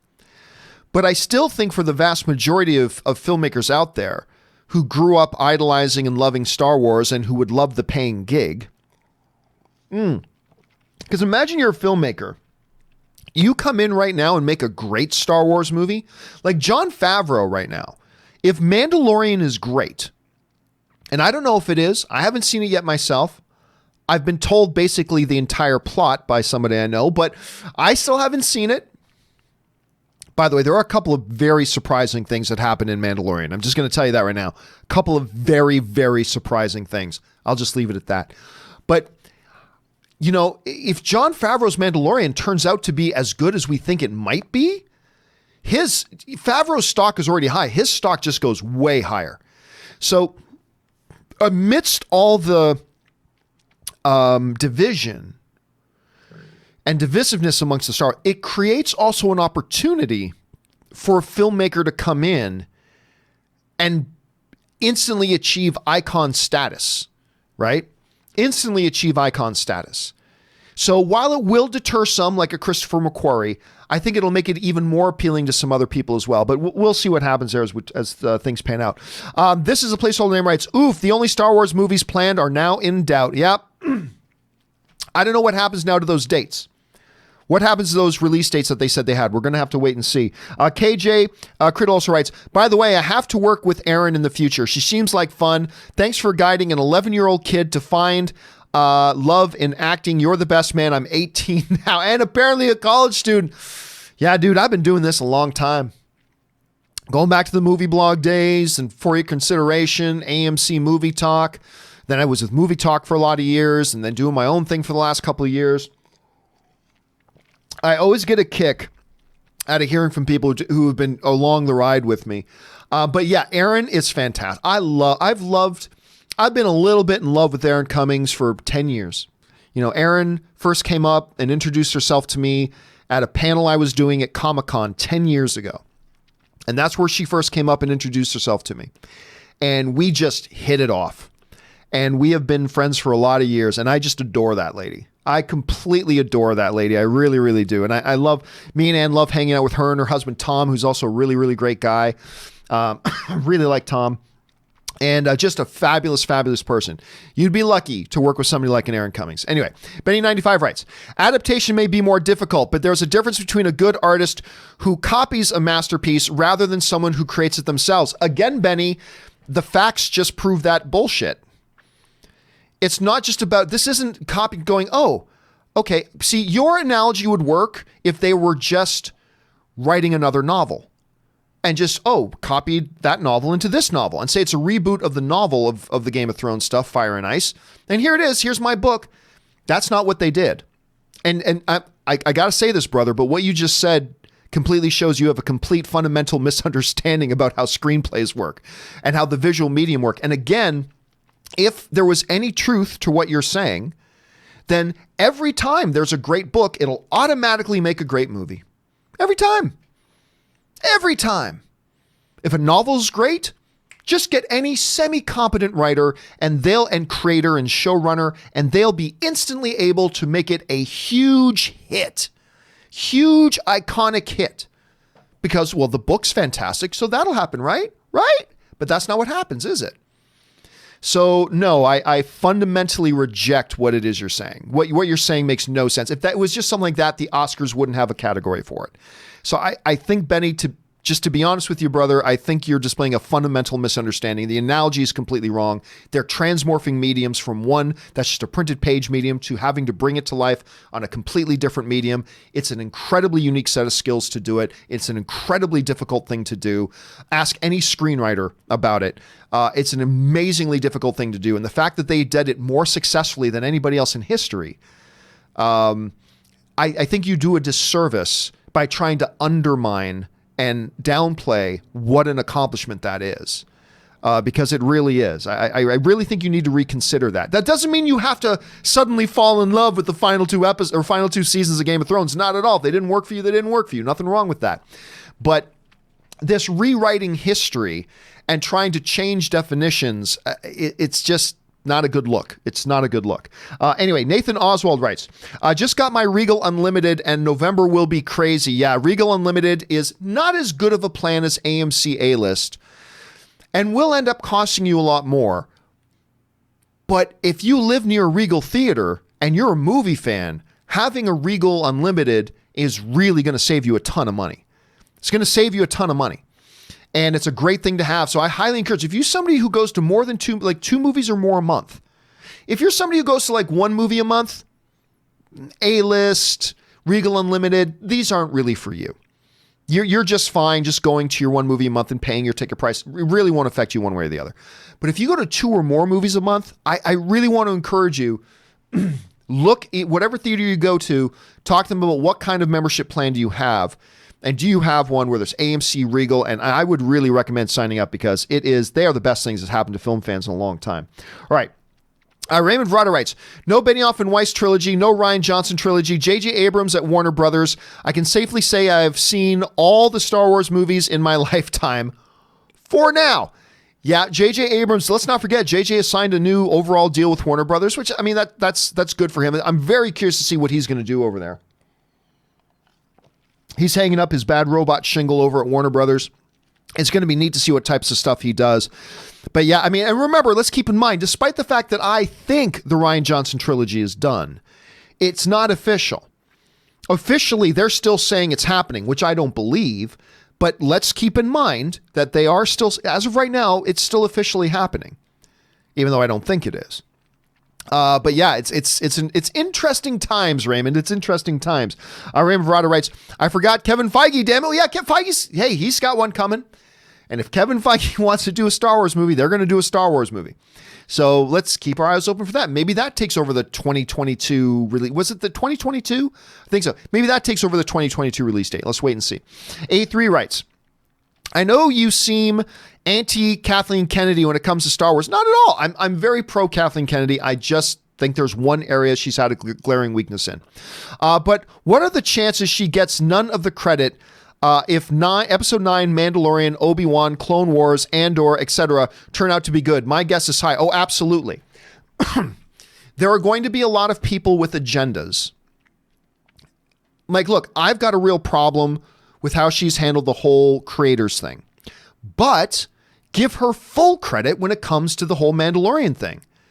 She hears pitches from a lot of people. She heard one from Favreau. She saw the vision in it. She had the idea to pair him up with Dave Filoni, and she put the whole wheel in motion, and away it goes because Kathleen Kennedy gave it her blessing and sent them off on their way. And she should get credit for that. Not more credit than Jon Favreau. I'm just saying you got to give her credit for that. And moving forward, if Mandalorian is great, and these are all big ifs, but if Mandalorian is great, and if Episode 9 is great, and if the Obi-Wan series is great, and if the Return of Clone Wars is great, all things, by the way, that Kathleen Kennedy is the one who greenlit, then if we're going to criticize her for the things that didn't work out, then you got to give her credit for the things that do. You don't get to pick and choose. You either don't give her credit or blame for any of it, or you give her credit and blame for all of it. A degree of credit and blame for all of it, not entirely. So, yeah, absolutely. If we're going to criticize what's gone wrong, we've got to give her credit for the things done right. But there are a number of people who won't do that because there are some people with a very anti-KK agenda. And that will be part of it, but just a part, and we'll see how it all kind of comes up. But I think you're right, A3, I do, unfortunately. Matsive Jada writes, J. Jonah Jameson will be deplatformed for fake news. Probably, again, I don't even think that thing's going to be addressed in the next Spider-Man movie. I mean, it might be. The post-credit scene of Far From Home might be the entire basis for the next Spider-Man movie. It might be. I just have a feeling it's not even going to be part of the movie. I got a feeling they're just going to make some passing reference. Wow, thank goodness, Nick Fury came out and released that video clip proving that J. Jonah was wrong and cleared my name, and now people don't think I'm Spider-Man. Anyway, now I'm on with the plot of the new Spider-Man movie. I actually think that's the way they're going to go. We'll find out if I'm right about that or not. And, if the deplatform is fake news, maybe the way they do it. Timbula the Spider Monkey writes, my top 5 guilty pleasure films. Number 1, Robot Monster. I like that one. 2, ROTOR 3. I'm not familiar with that, to be honest. Number 3, The Room. Number 4, Samurai Cop. Number 5, Miami Connection. I'm not familiar. Oh, I know what movie that is, but I never saw it. Never saw Miami Connection. And yes, I do love Cool as Ice as well. And of course, Timbula, Cool as Ice is my all-time favorite guilty pleasure movie. You got some good ones on there, my friend. You got some good ones. All right, Magic K writes, maybe Gemini Man maybe Gemini Man make David Benioff off Star Wars. No, I don't think there's any connection there at all. I don't think there's any connection there at all. David Tapia writes, I want Defoe as the new Barbossa in a Pirates reboot. If they actually did do a true reboot, and I'm not sure it is a true reboot they're talking about, but they are. I mean, there are several actors that would be fantastic for it. But yeah, listen, Willem Dafoe can play any role he wants. Well, after seeing The Lighthouse, I'm just convinced Willem Dafoe can play anything he wants. David Crabtree writes, I'm so glad films aren't objective. Otherwise, movie discussion would be as exciting as talking about math. John, hey, Rob, let's talk about addition. Rob, well, John, 2 + 2 = 4. John, great discussion, Rob. And that's basically it. See, here's the thing, David. All throughout my movie punditry career, there have been people who not only don't grasp the idea about the subjectivity of film, but dislike the notion of subjectivity of film. To me, the subjectivity of film is not just the underlying truth about film and art. It is the best thing about film and art. The whole notion that we can all watch a movie, and because we're all different people made up of different experiences, each movie will strike us in a very unique and different way. Because it's art. That's what art does. A comedian can tell a joke. One person will laugh their head off, and another person will go, that was stupid. Neither are right or wrong. It's just because as an individual, the art form of telling a joke hit each of them in a different way, that they responded to in a different way, because that's the nature of the art. And to me, it's the best part about it, because that's where you're right. Exactly. That's where the fun of it comes. Rob, I love having discussions with Rob about movies, not just on camera, but off camera as well. About the movies, we agree with and all that kind of stuff. But the more fun ones are the ones we disagree with. And that's the one where I learn more from. The discussions I learn more from are the discussions that are born out of disagreement. Those are the ones that I learn most from and have the most fun with. So I'm completely on board with you, David, 100%. All right, Willow Yang writes, the Joker Cialis commercial reminded me of an old Batman comic that was literally about Joker's boner. Yeah, this is going back decades and decades and decades. Joker's boner, apparently boner meant blunder back then. Yeah, so you can look this up. Just search Joker boner. And basically at the time when it was written, like in the 50s or 40s, whenever it was, when that comic strip was written, a boner was like, what's a fail? Like today you'd call it a fail, like riding your bike fail, riding your bike and just flop over. They call that a fail. Back then they call it a boner. Like when you do something that's kind of a script, they called it a boner. So there's this great comic strip of Joker where the headline is Joker has massive boner. And Joker's like, so they want to make fun of my boner, huh? I'll show them a boner. Which is just kind of funny to look at now. If you haven't seen it, I do recommend. Context is everything, my friends. Context is everything. Betty95 writes, I deal with law and estate for work. I used to work, part of the law that I used to work in was also estate law. As a matter of fact, I used to work in that too a little bit.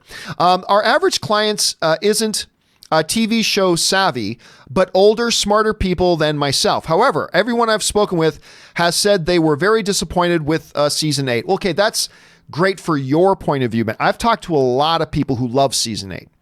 I've also talked to a lot of people who hated season 8. But I mean, it is what it is. Captain Confidence, you seem very obsessed with this issue, by the way, Penny. You seem very, very obsessed with this. Captain Confidence Entertainment writes, couldn't a skull fix Peter Parker's, or a Skrull fix Peter Parker's identity reveal? Again, I don't even think that's going to be an issue in the next movie. I really don't. There are 1,000 ways they could just deal with that off camera and then make a quick reference to it in the new movie and then move on entirely. some actual footage. The government comes out and says, no, we knew this. Maybe you get a scroll in there. There's 1,000 different ways you could easily just breeze past the post-credit scene from Spider-Man Far From Home. Many ways you can do it, and that is definitely one of the ways they could do it. Kick It to the King writes, Benioff and Weiss gone. I'm sorry. How many strikes can Kennedy have before she's finally fired? Whatever she's been doing outside of Abrams hasn't worked. Well, that's up for debate, Kick It to the King. Rogue One was fan-fucking-tastic. Now, obviously, that's a subjective opinion. That's mine. But if you're asking me, Rogue One was fan-fucking-tastic. Absolutely unbelievable. I like The Last Jedi. I have my problems with The Last Jedi. As the very first thing I tweeted coming out of The Last Jedi, the premiere, was a number of the things I didn't like about it. But overall, I like the film. I loved Solo. I thought Solo was a terrific space adventure movie. They never should have made that movie. I said that from day one when they announced it. They never should have made it, but Ron Howard made a really fun little film. The fact of the matter is, 3 out of those 4 films all made $1 billion or more. 3 out of 4. One of them made $2 billion. So, and one of them is the #1 domestic grossing box office film of all time. So to say outside of Abrams hasn't worked, you can't really say that. But then again, that doesn't take away from all the stuff that I brought up earlier. I mean, I'm sorry, but this is an issue. All this stuff right here, this is an issue. Now, I don't know. Maybe Kathleen Kennedy completely turns it around now. Maybe this great move she made with John Favreau and pairing him up with Dave Filoni, maybe she's learned a lot of lessons from let's call it, in Joker terms, these boners. Maybe she's learned a lesson through these mistakes, and maybe she turns a corner. But I got to agree, it's an issue. But the bottom line for a lot of people at Disney is 3 of the 4 films made $1 billion. One of them made $2 billion. We have the #1 grossing film all time domestically. This new one's probably going to make $1 billion or more. I mean, it's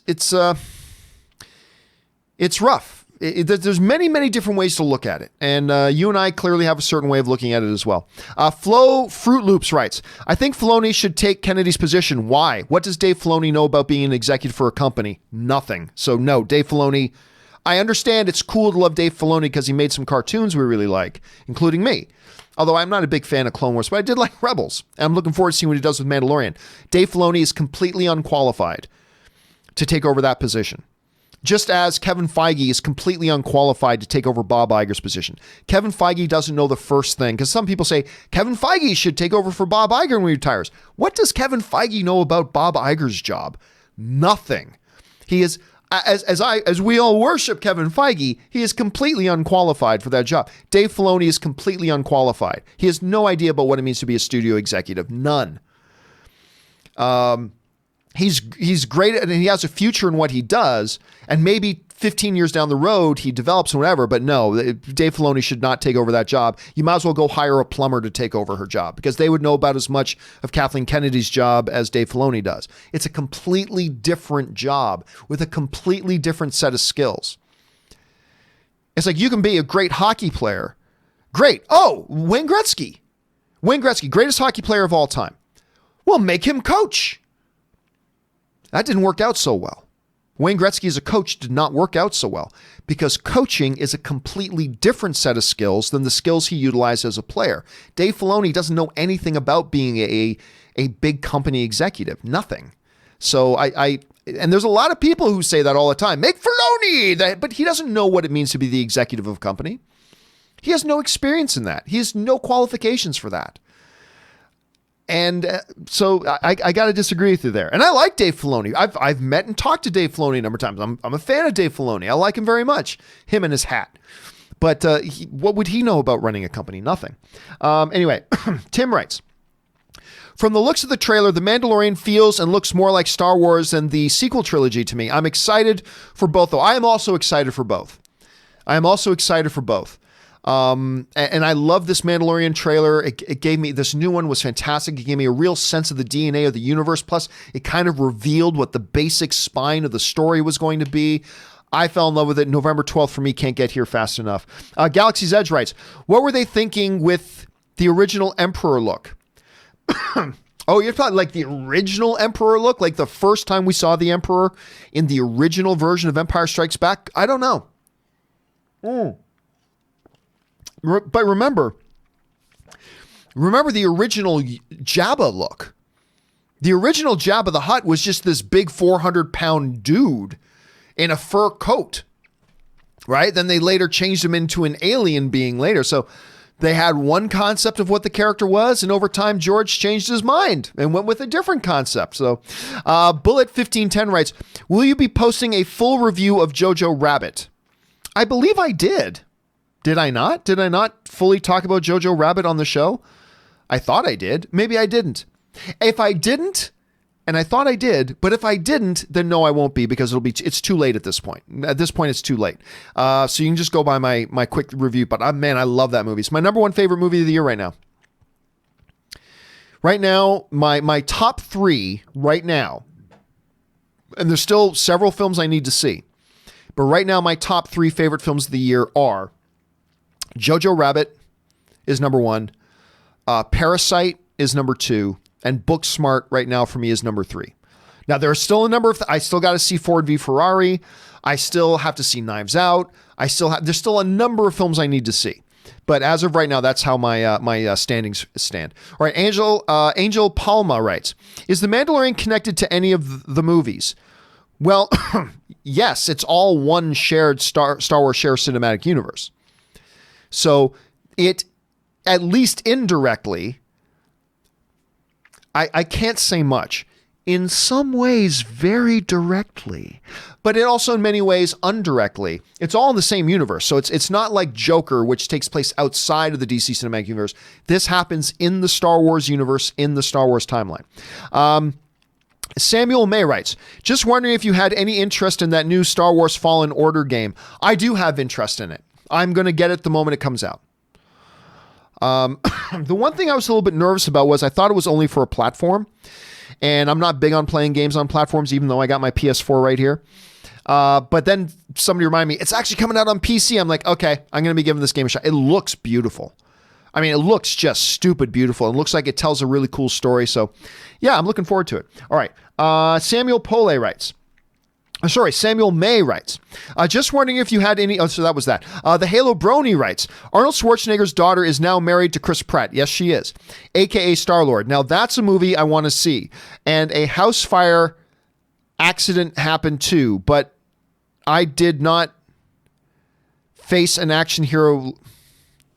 Now that's a movie I want to see. And a house fire accident happened too, but I did not face an action hero like me.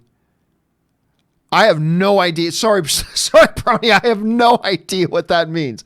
But imagine Meet the Parents with Arnold Schwarzenegger and Chris Pratt. There's an idea that I can get on board with. All right. Imperfect Comic writes, hi, John. I watch your show every day. Oh, thanks so much, man. And I can't wait until you hit 200,000 subs. If Disney were to make a new Star Wars saga, from your certain point of view, should those movies be titled as episode 1 and 2, etc.? Huh. So I'm assuming you mean if they make a new saga and not rebooting. So that's what I'm assuming you don't mean reboot, but I'm saying you just start a new saga. No, if it were me, and look, there's many ways to skin this cat. I don't think there's only one right way to do it. I'm just saying, if it were me, and I were starting a new saga within this existing Star Wars universe, and if it follows time-wise the same time progression as everything else, if it were me, I would call it episode 10. That's how I would do it. I would call it episode 10. As long as it happens sequentially after the events of Star Wars episode 9, even if it's with all new characters and a whole new story, if timeline-wise it happens after the events of episode 9 and this is a new saga, personally, I would call it Star Wars episode 10 with its own subtitle. I'm not saying that's the way they need to do it. I'm not saying that's the only right way to do it. I'm sure there's some good arguments to be made for doing it another way, but that's how I personally would do it myself if I were in charge, but I am clearly not in charge.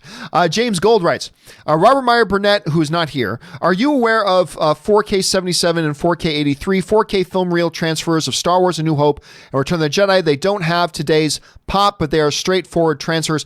I'm not familiar with any of that. And unfortunately, Robert Meyer Burnett, who is normally here on Tuesdays, but he does a little bit of editorial work for Netflix, and they will quite often get in touch with him like the night before they need him to do something. So I got a call from Robert last night just saying, hey, I just got this call from Netflix. I can't do the show tomorrow.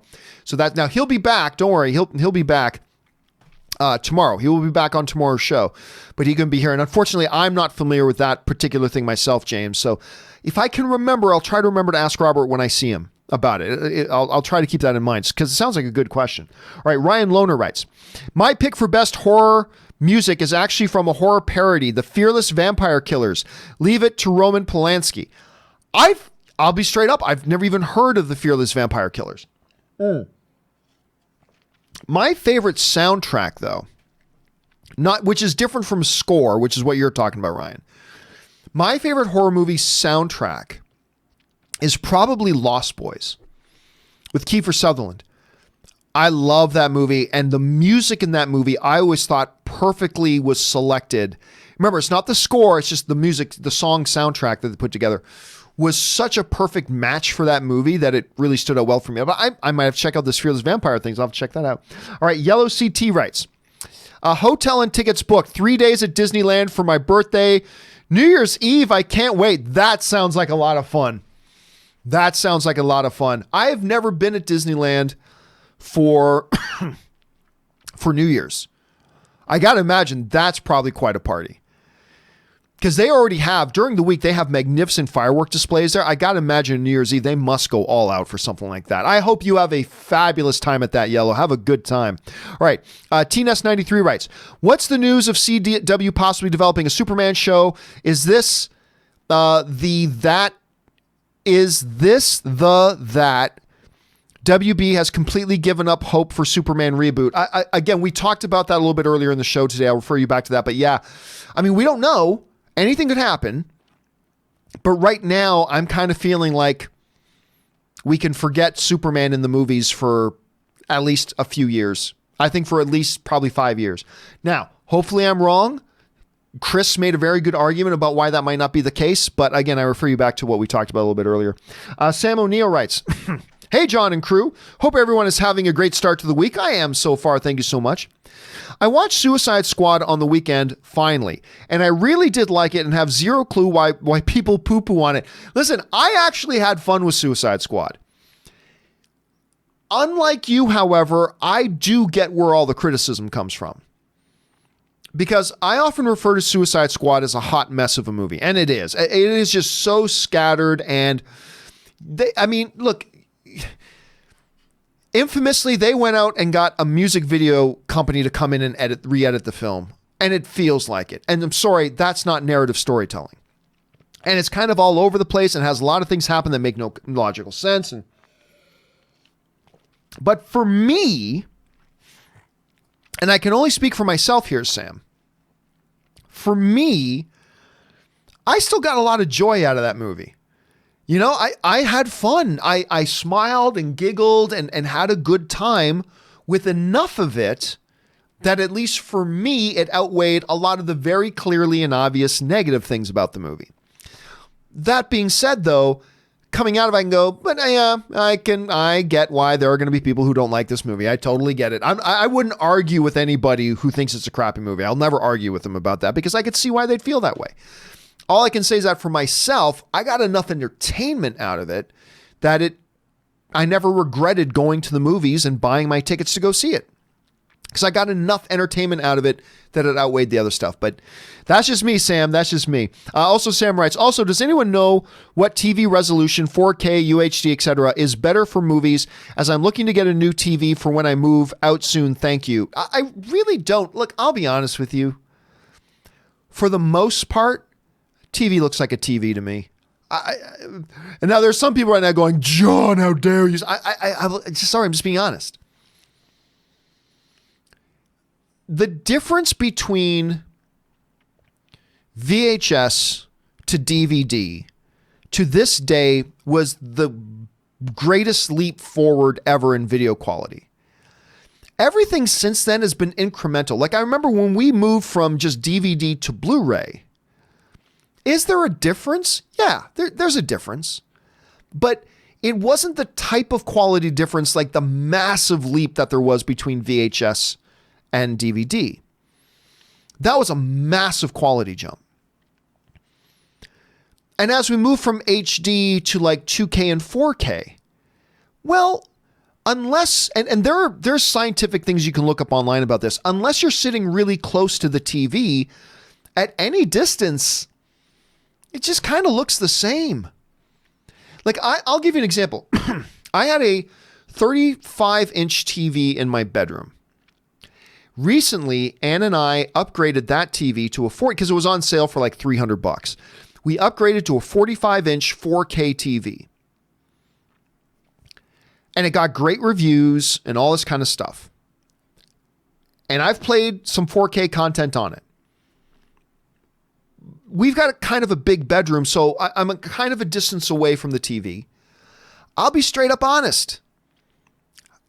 I don't see much difference between my HD TV and this 4K capable TV when it's playing some 4K content.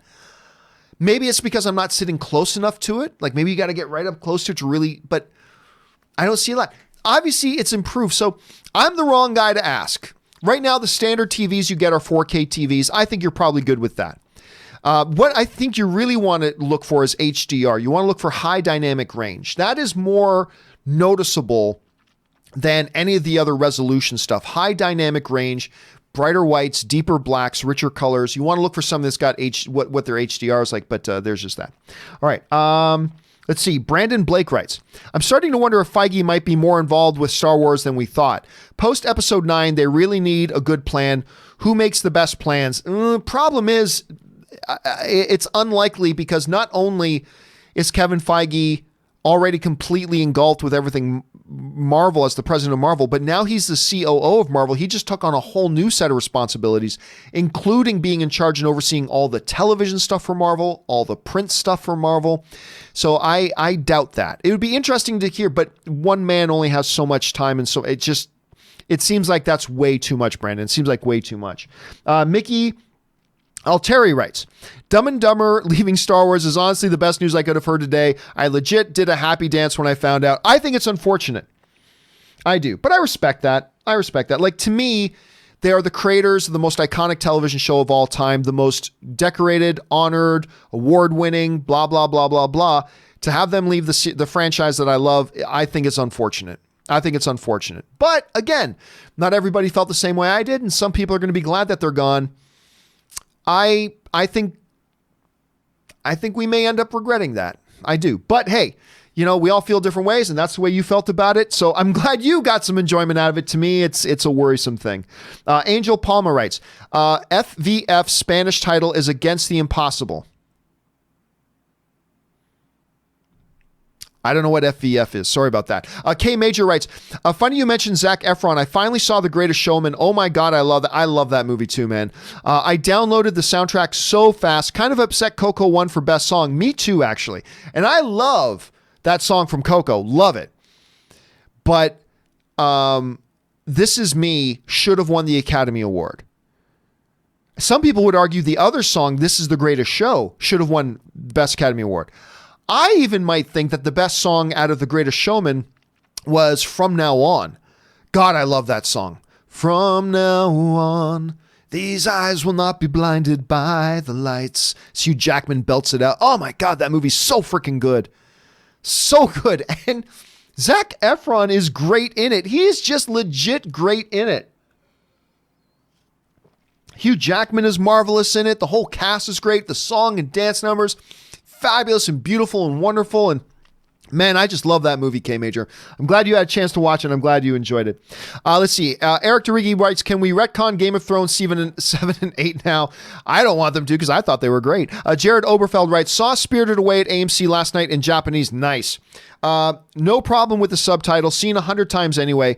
Ticket Ticketed start time, 7 p.m. Movie started at 7 p.m. Yeah, the nice thing, Jared, about these special event movies, one of the really nice things about these special event movies is that quite often there's no trailers attached to them.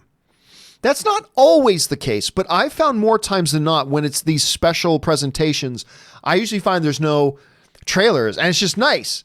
They say the movie starts at 7, you go and sit down, 7 o'clock, movie starts. It's amazing. It's the way it should always be, man. It's the way it should always be. I'm glad you enjoyed it, dude. Eric DeRigi writes, safe to say Benioff is overrated. He did write Wolverine Origins, and your fall favorite Gemini Man. Even they said at the Autumn Film Festival they didn't have a lot of experience until HBO signed them. Well, this is true, but nobody has a lot of experience until their first big success.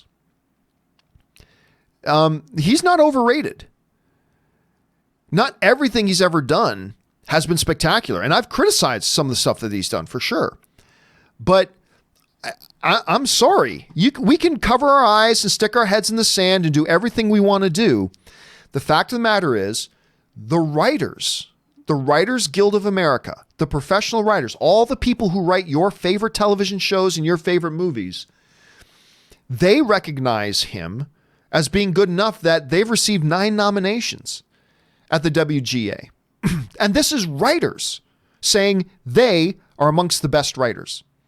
When the Writers Association says to me that we recognize these guys are among the best writers we have in our profession, then I will take their word for it. Just like when, the Directors Guild says, we as the directors, all of us who are film and television directors, we acknowledge these people as the best in our field right now. I take their word for it.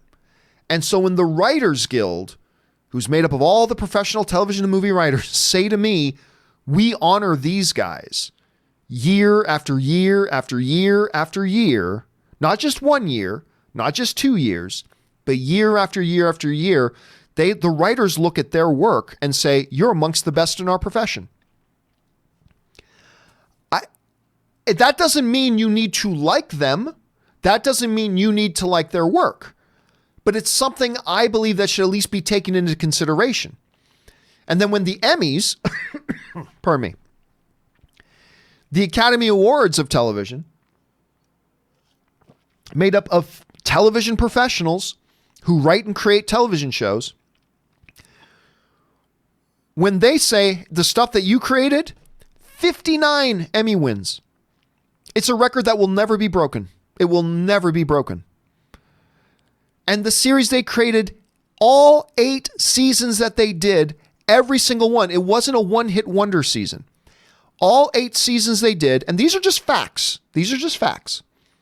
All 8 seasons that they did, the television creators all said, this is amongst the best that we have in our industry. All 8 seasons were nominated for Best Series. It won Best Series, not once, not twice, not 3 times, but 4 times. They won the Emmy for Best Writers twice. And in their final season, they blew away the record for most nominations for a show in a single year with 32 nominations in 1 year. This is not 1 year, and they were a 1 year flash in the pan, a one-hit wonder, blah, blah. This was sustained over years and years and years and years. 1 year, maybe overrated. 2 years, maybe overrated. But when you get into 3 years and 4 years and 5 years and 6 years and all of those years, all the other writers and all the other television show creators are saying, these guys, we recognize them as being amongst the best in our profession, then I think that's something the rest of us at least need to pay attention to. It doesn't mean I have to like their stuff personally. It doesn't mean you need to like their stuff personally. Not at all. But I think it is something we at least have to respect. I think it's something you at least have to respect. And so, no. Calling him overrated? No. And by the way, I don't think there's anybody out there saying that, Benioff and Weiss are the best writers on the planet, period. well, that might be overrating them a bit. I mean, they're good. They're not Aaron Sorkin. That would be overrating them a bit. But I don't see a lot of people out there proclaiming Benioff and Weiss to be the greatest things in the world ever. I don't see anybody saying that. But I do see a lot of people in their own profession, year after year after year after year after year after year, saying these guys are amongst the best at what we do. We as writers say that those guys are amongst the best at what we do in our profession. And if they say it, like, I don't care what fucking MTV TV Awards says. I don't care what, some fan poll says. I care who do the writers say are the best writers? And consistently, the writers have said these guys are amongst the best. Not necessarily the best, but amongst the best. The actual television professionals who make the television shows we watch and love, they say these guys are amongst the best. And I just think it's something we need to at least take into consideration, not in deciding whether we like or dislike the stuff that they do, but in when we come up and start saying things like, oh, they had nothing to do with the success of that show. Oh, they're overrated. I mean, I don't know. I don't know. Now, again, take this with a grain of salt that this is coming from a guy that I really like their work, including the last 2 seasons of Game of Thrones. I liked it. So take that with a grain of salt that what I'm saying is all coming from the perspective of somebody who really enjoyed their work. But again, that didn't become the greatest and most successful, most iconic TV show in history by itself. It just didn't. Zach Bartran writes, I've been in the dark on Dr. Sleep, but when I found out that it was also a sequel to Kubrick's film, my excitement skyrocketed. This is definitely my second most anticipated, behind Knives Out for now. Well, my number one is still Ford v Ferrari. That's the one I've been losing my mind over to go see. Ever since they showed us the previews for it in April at CinemaCon, I've been losing my mind to see Ford v Ferrari. But Dr. Sleep is up there too, and I've loved the trailers for it. Again, I'm going to go, when am I seeing that? Tomorrow night. I'm going to go see Dr. Sleep tomorrow night. I'll definitely give you my first reaction when I come out of theater. I'll give you my review for it on Thursday. But cannot wait, dude. Cannot wait. And it's a little bit sacrilegious. Like, I like The Shining very much.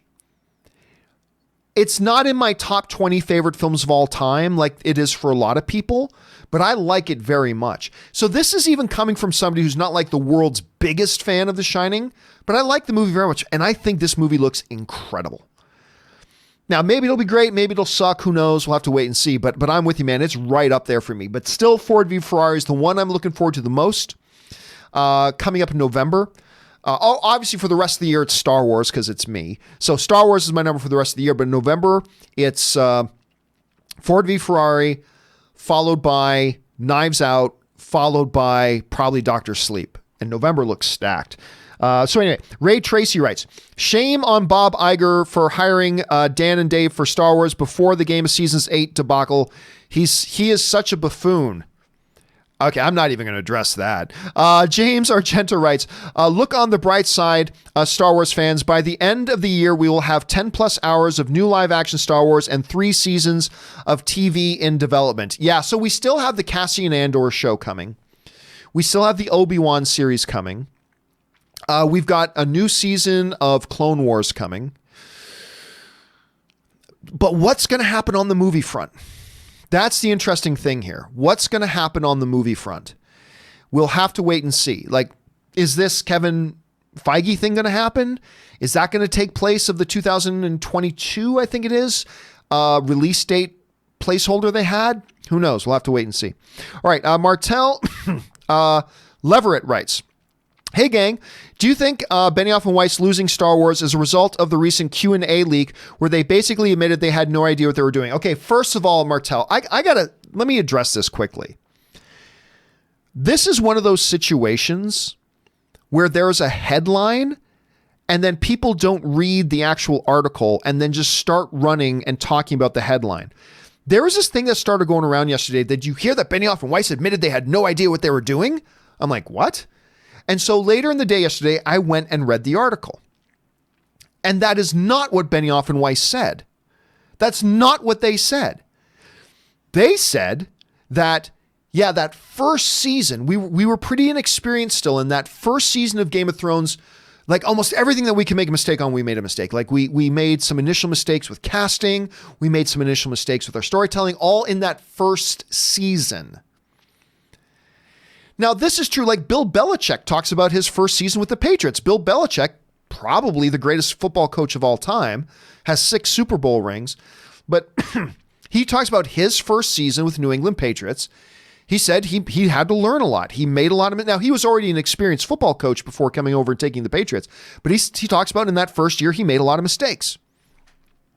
We've heard that a lot.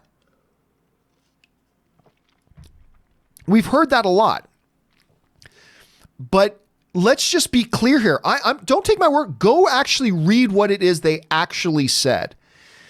Now, the headline of that article was clearly written by somebody who started off by not liking Benioff. They don't like them. And that became very, very clear. But the headline reads that Benioff and Weiss admitted they didn't know what they were doing. Huh? And then you go and read the actual article, and they said, talking only about the first season, they said we made tons of mistakes in the first season because it was their first season. And they said we almost every mistake we could make, we made in the first one. We made some casting gaffes. We did some this and we did some that. But that's all they were talking about was the first season. And unfortunately, as is this internet world right now, somebody wrote a very misleading headline that made it sound like they said something they didn't actually say. And then we have an internet culture right now that doesn't actually bother to read the articles. They just read a headline and then they run with what they heard in a headline. But that is not what was said. That's not what was said. That doesn't change anything. That shouldn't change whether you like them or don't like them or whatever. That doesn't change anything. I'm just saying, though, just be very, very clear. That is not what they said. They were specifically talking about mistakes they made in the first season of doing Game of Thrones. But that was the whole thing. Context matters. So just be very clear on that. Jeffrey Podolsky writes, I'm getting to the point where I want Lucasfilm to keep things close to the vest until everything is a done deal. I'm sure all the boo birds will think they help contribute to this. Maybe not. To be fair to Lucasfilm, I think sometimes we found out about certain directors being attached and whatever through news outlets that found out about it and broke a story. So to be fair to them there. But again, I just wish Kathy Kennedy would take more time and more care and be more thorough and make 100% sure that she and the potential filmmakers are on the exact same page. They understand each other's vision. They understand each other's timeline. They have properly vetted those filmmakers to make sure there's no problem areas that could come up later, and then make the decision to bring them on board and say, congratulations, you're now part of the Star Wars family. You're going to be doing this movie. Clearly, she has not done that up until this point. She just hasn't. You don't go through this many boners, according to the Joker. You don't go through this many boners without there being an issue. The common denominator in all of these situations is Kathy Kennedy, who I am a fan of. But I don't give her a pass just because I'm a fan of hers. This is a problem. And so it's not, to me, Jeffrey, a matter of I think they need to wait to announce it. I think Kathy Kennedy needs to do a much, much, much, much better job of actually doing due diligence before making the hire, let alone when they announce it. I mean, do the due diligence before you make the hire even. Because if you do the due diligence before making the hire, then it doesn't matter if you announce it. And it doesn't matter if some outlet breaks the story because you already did all your due diligence. You did all the proper vetting. You made sure you're 100% on the same page. And it's okay to let the world know about your partnership because you're not worried about it falling apart 4 or 5 months later because we had creative differences. Why didn't you know that before you hired them? And it's cool if it happened once. Like if it just happened with the Lord and Miller thing, okay, fine. Yeah, we get it. If failure to do your vetting only ever resulted in the Josh Trank situation, okay, we get it. But it's happened time again and again and again and again and again. And it becomes a problem. And this is something that I really feel Lucasfilm needs to address. Anyway, that's just my thing. All right, Steve Alexander writes, "Hey, John. Lately, every time I go to the theaters, I end up falling asleep midway. I try my best to stay awake, but no luck. Do you have any suggestions for me to stay awake? Also, bring on the filthy." You and my brother-in-law both, dude. Ray, who does a lot of our graphics here on the show. Ray, I swear to God, Ray has a superpower that he can fall asleep immediately. He can literally be talking with you, sit down in a chair, you can turn to look at something, and by the time you turn back, Ray will be asleep. I've never seen anybody with that type of an ability. So you and my brother-in-law both. I have never fallen asleep in a movie. My only recommendation is caffeine. Have yourself a Coke or a Dr. Dew or a Mountain Dew, I should say. Dr. Dew. That's a combination of Dr. Pepper and Mountain Dew. The Dr. Dew. Have yourself a Mountain Dew. If you have yourself a Mountain Dew during the movie, I don't mean just before the movie, I mean during the movie, be sipping on Mountain Dew. That's a lot of sugar and a lot of caffeine. It should help you to get through it. It may not, but without knowing you and without being a medical doctor, which I am clearly not, that's my best recommendation. It's just caffeine up, brother. Caffeine up, my friend. And munch on snacks. I find like when I'm doing the drive, sometimes I fly to Vegas, sometimes I drive to Vegas. Because, I'm in that, I'm about a 3.5 to 4 hour drive from Vegas. So sometimes to me, it's just easier. Just hop in the car, drive to Vegas.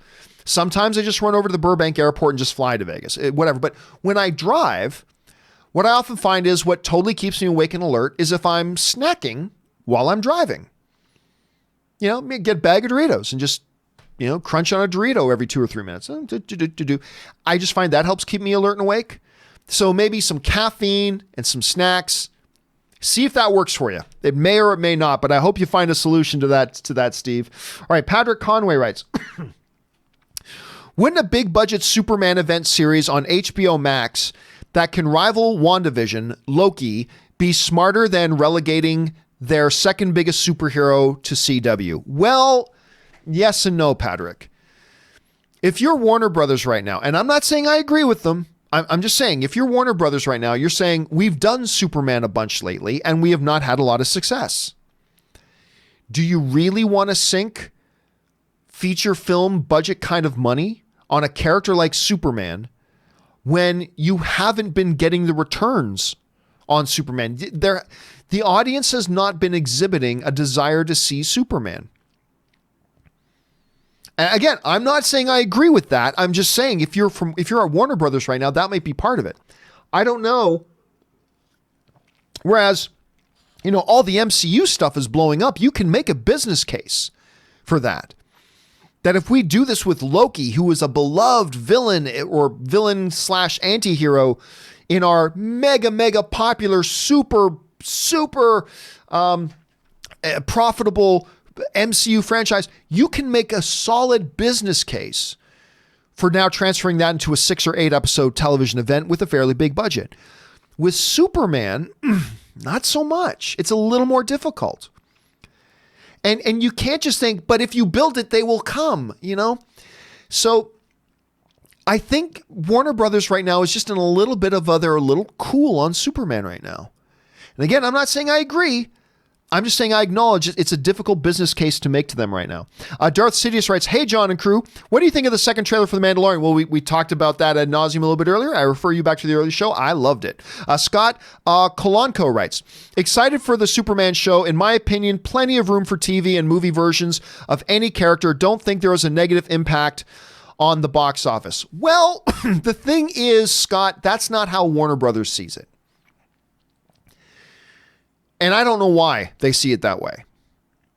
But they made it clear that they see it that way when they introduced Joe Manganiello's Deathstroke in the post-credit scene of Justice League, and then forced CW and Arrow to stop using Manu Bennett's Deathstroke on the TV show.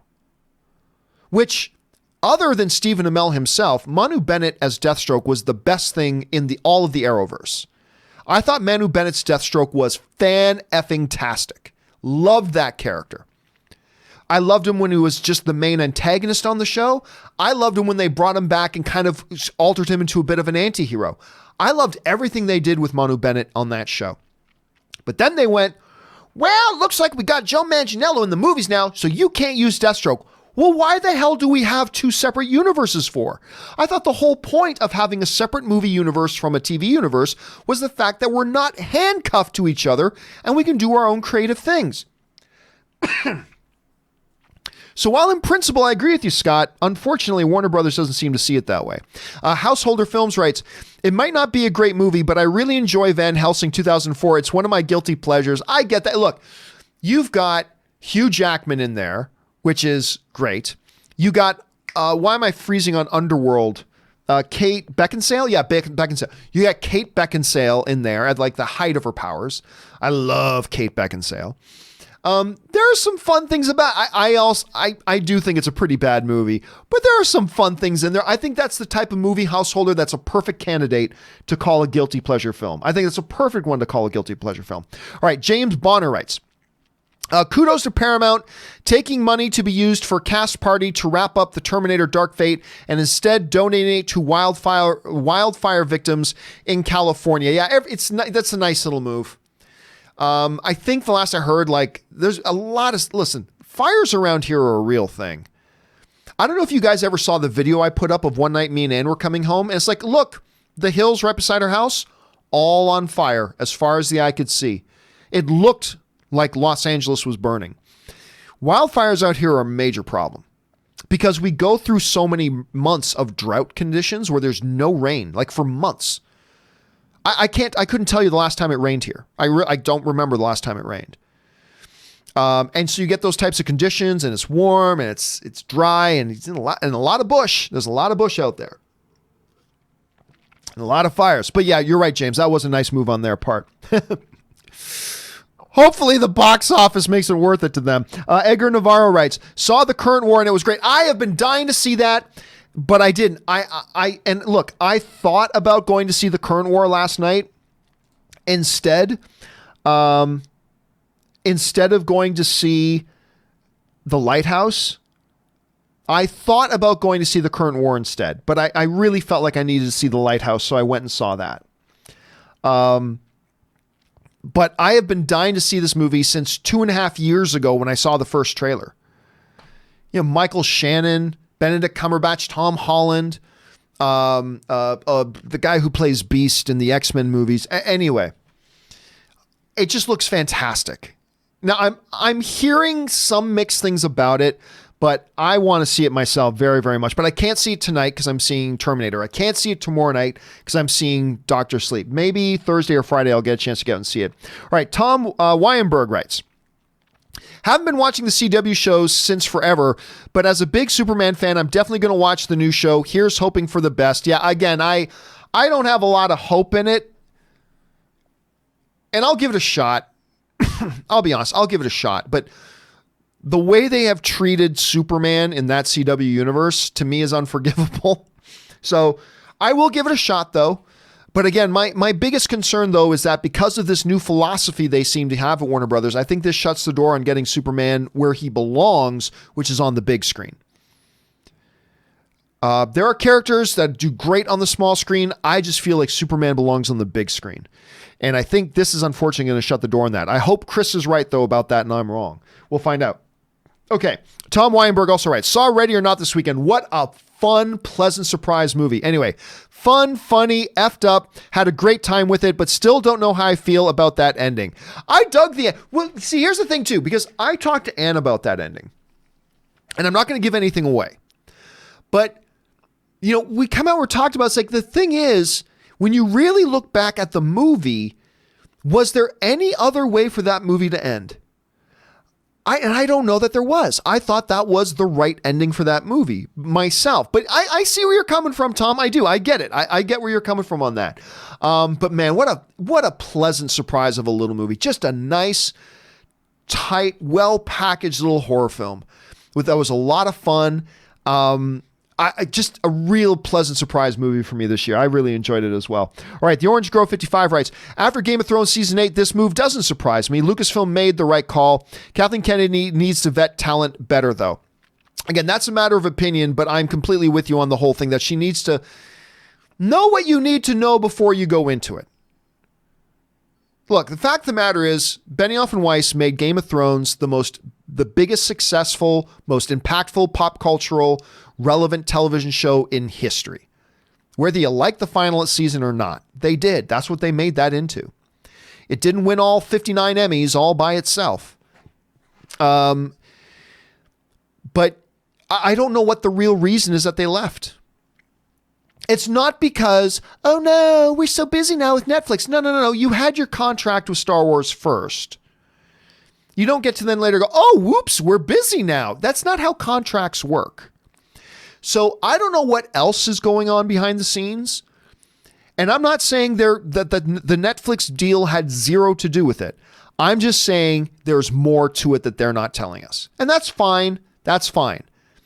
I'm not saying they need to tell us. It's not our business. It's none of our business to know why they left or why they were removed or whatever. It's not our business. That's fine. I'm just saying we as fans should not be so naive to believe it was just, oh, we're so busy now with our Netflix thing. That might be a part of it, but that's clearly not the whole story because that's not how contracts work. So we'll see. Black Bono Lala writes, John, should the He-Man go to Netflix or the big screen? Well, in theory, the big screen, but I don't know what this He-Man project is going to look like. You know, we may see this He-Man project and go, oh yeah, that's best to push off to a streaming service. So we just don't know. So I'll just say in theory, big screen, but I don't know this. If once I see this movie, I might go, yeah, this would have been best for Netflix. So it's impossible to say until we actually see it. Randy Lando writes, X Hunter X 2011 is the best anime of all time. 148 episodes of pure genius. If you are interested in anime at all, you will not be disappointed. I have heard of X versus X. I've had people tell me about it. Never seen an episode of it myself. I'm not the world's biggest anime guy. It's just, I've seen a lot of the classic stuff, but a lot of anime today just isn't for me, and that's fine.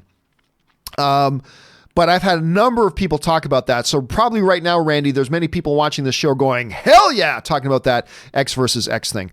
Sharan Aurora writes, I second Randy's statement, greatest shonen anime. See, there you go, Randy. You've already got people going, hell yeah, that one. So there you go.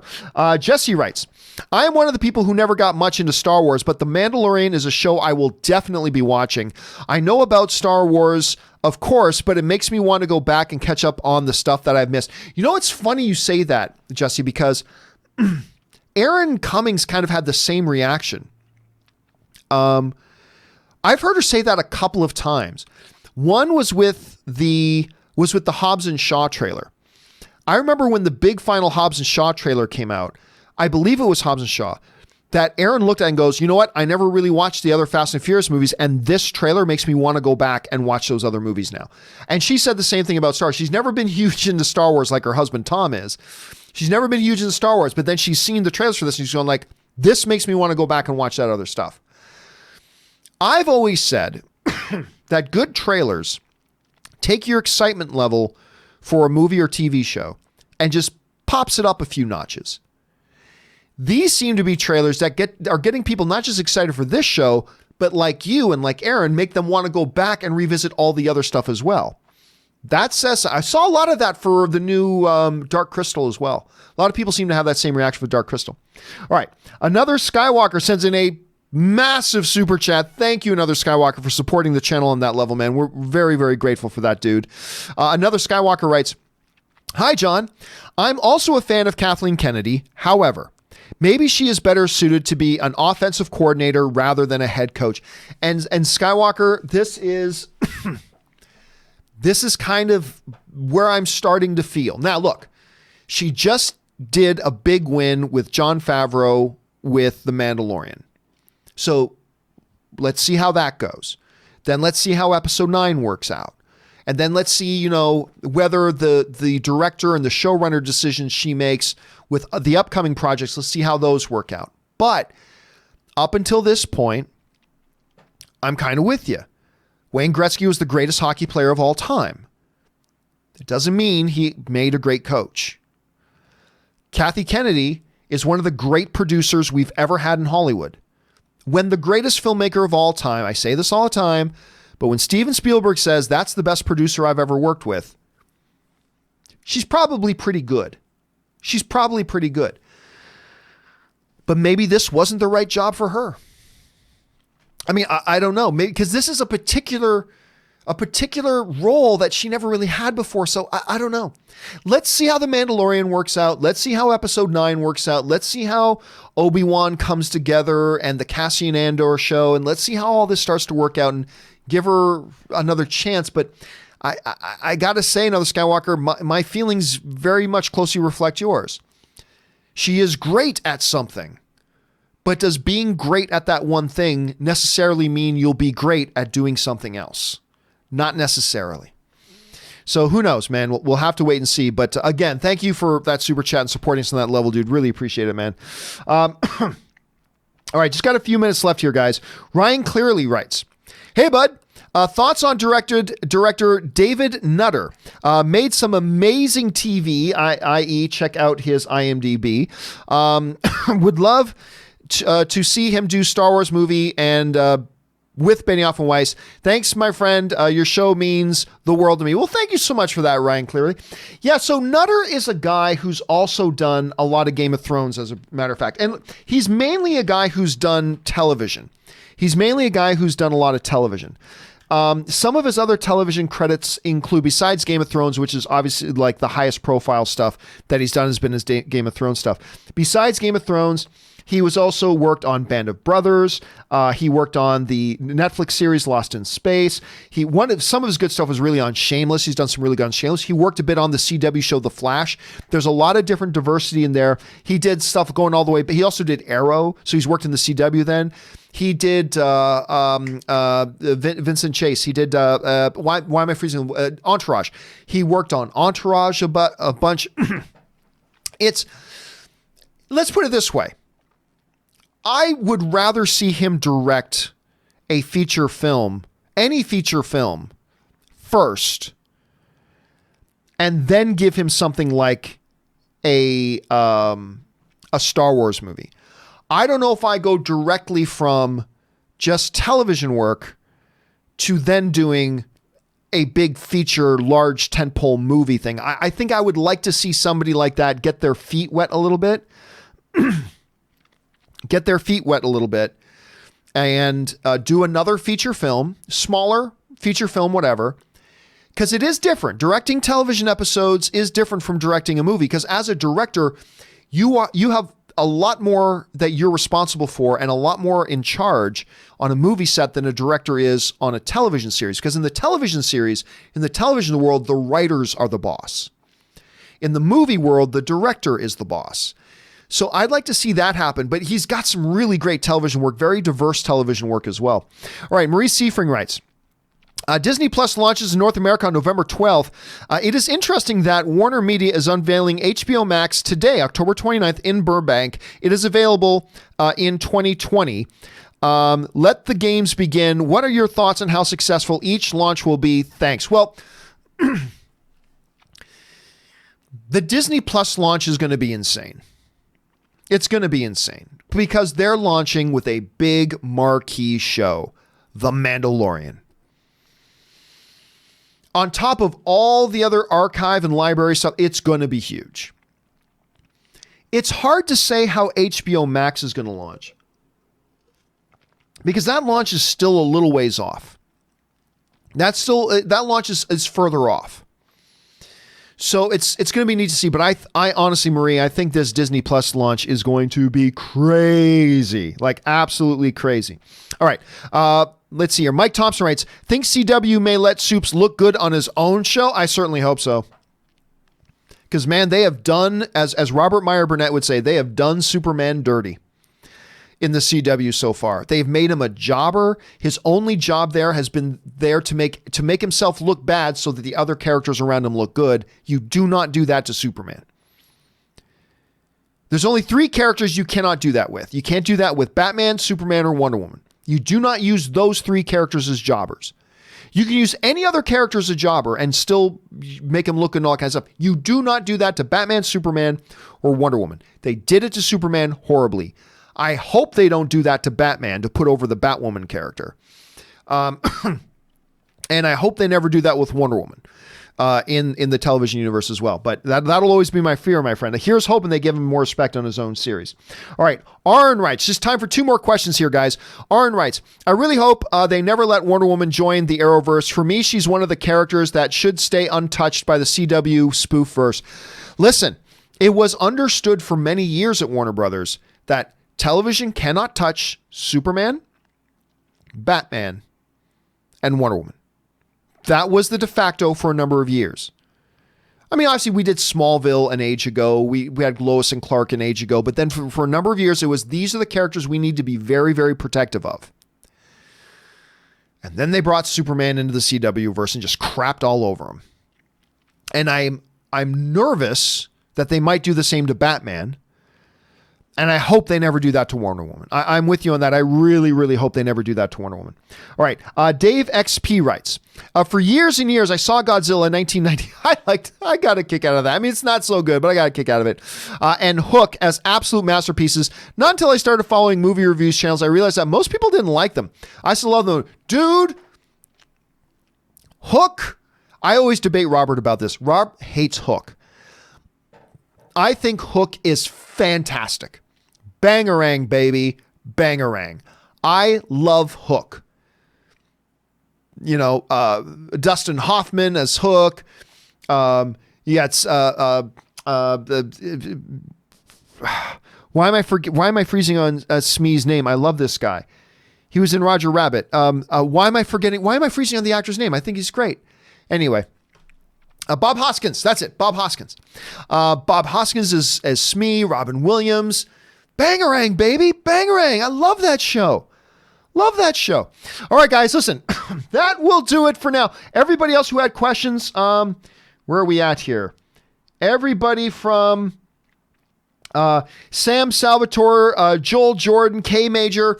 A little bit later today, we will have a companion video going up. Your questions will be in that companion video, along with companion video questions from Thursday. I was supposed to put up the Thursday ones yesterday, but then work got in the way and I never got around to doing it. So today I'm going to do one companion video that has Thursday's leftover questions and today's leftover questions. Make sure you guys check that out a little bit later today. Keep your eyes open on my channel a little bit later tonight because I will give my first reactions when I come out of the theater for Terminator Dark Fate, which I'm going to see tonight. And don't forget, the John Campea Show returns again tomorrow. It's going to be me, Robert Meyer Burnett, and Aaron Cummings. Make sure you guys come and join us then. Hey guys, listen, while you're here, why don't you take a second, click on that subscribe button, become a subscriber to the John Campea YouTube channel. And listen, another thing you should guys do, if you enjoy these types of videos, whether you agree with my opinions or not is irrelevant. If you enjoy these types of discussions and these types of videos, make sure you click the thumbs up button. Give the video a thumbs up. That helps the video as well and helps the channel all the way around. A special note to our Patreon supporters who are part of the Discord server. I've got a meeting I've got to run off to that I'm already a few minutes late for, but I wanted to get through as many questions as I could. So I will not be doing the post John Campea Show chat today in Discord. Don't worry about it. I'll be back again tomorrow for that. But by all means, you guys go on over and have a post show chat amongst yourselves, and I'll catch up with you guys in there tomorrow. All right, guys. That will do it for me for now. Thanks so much for being here and being a part of the show. My name is John Campea, and until next time, bye-bye.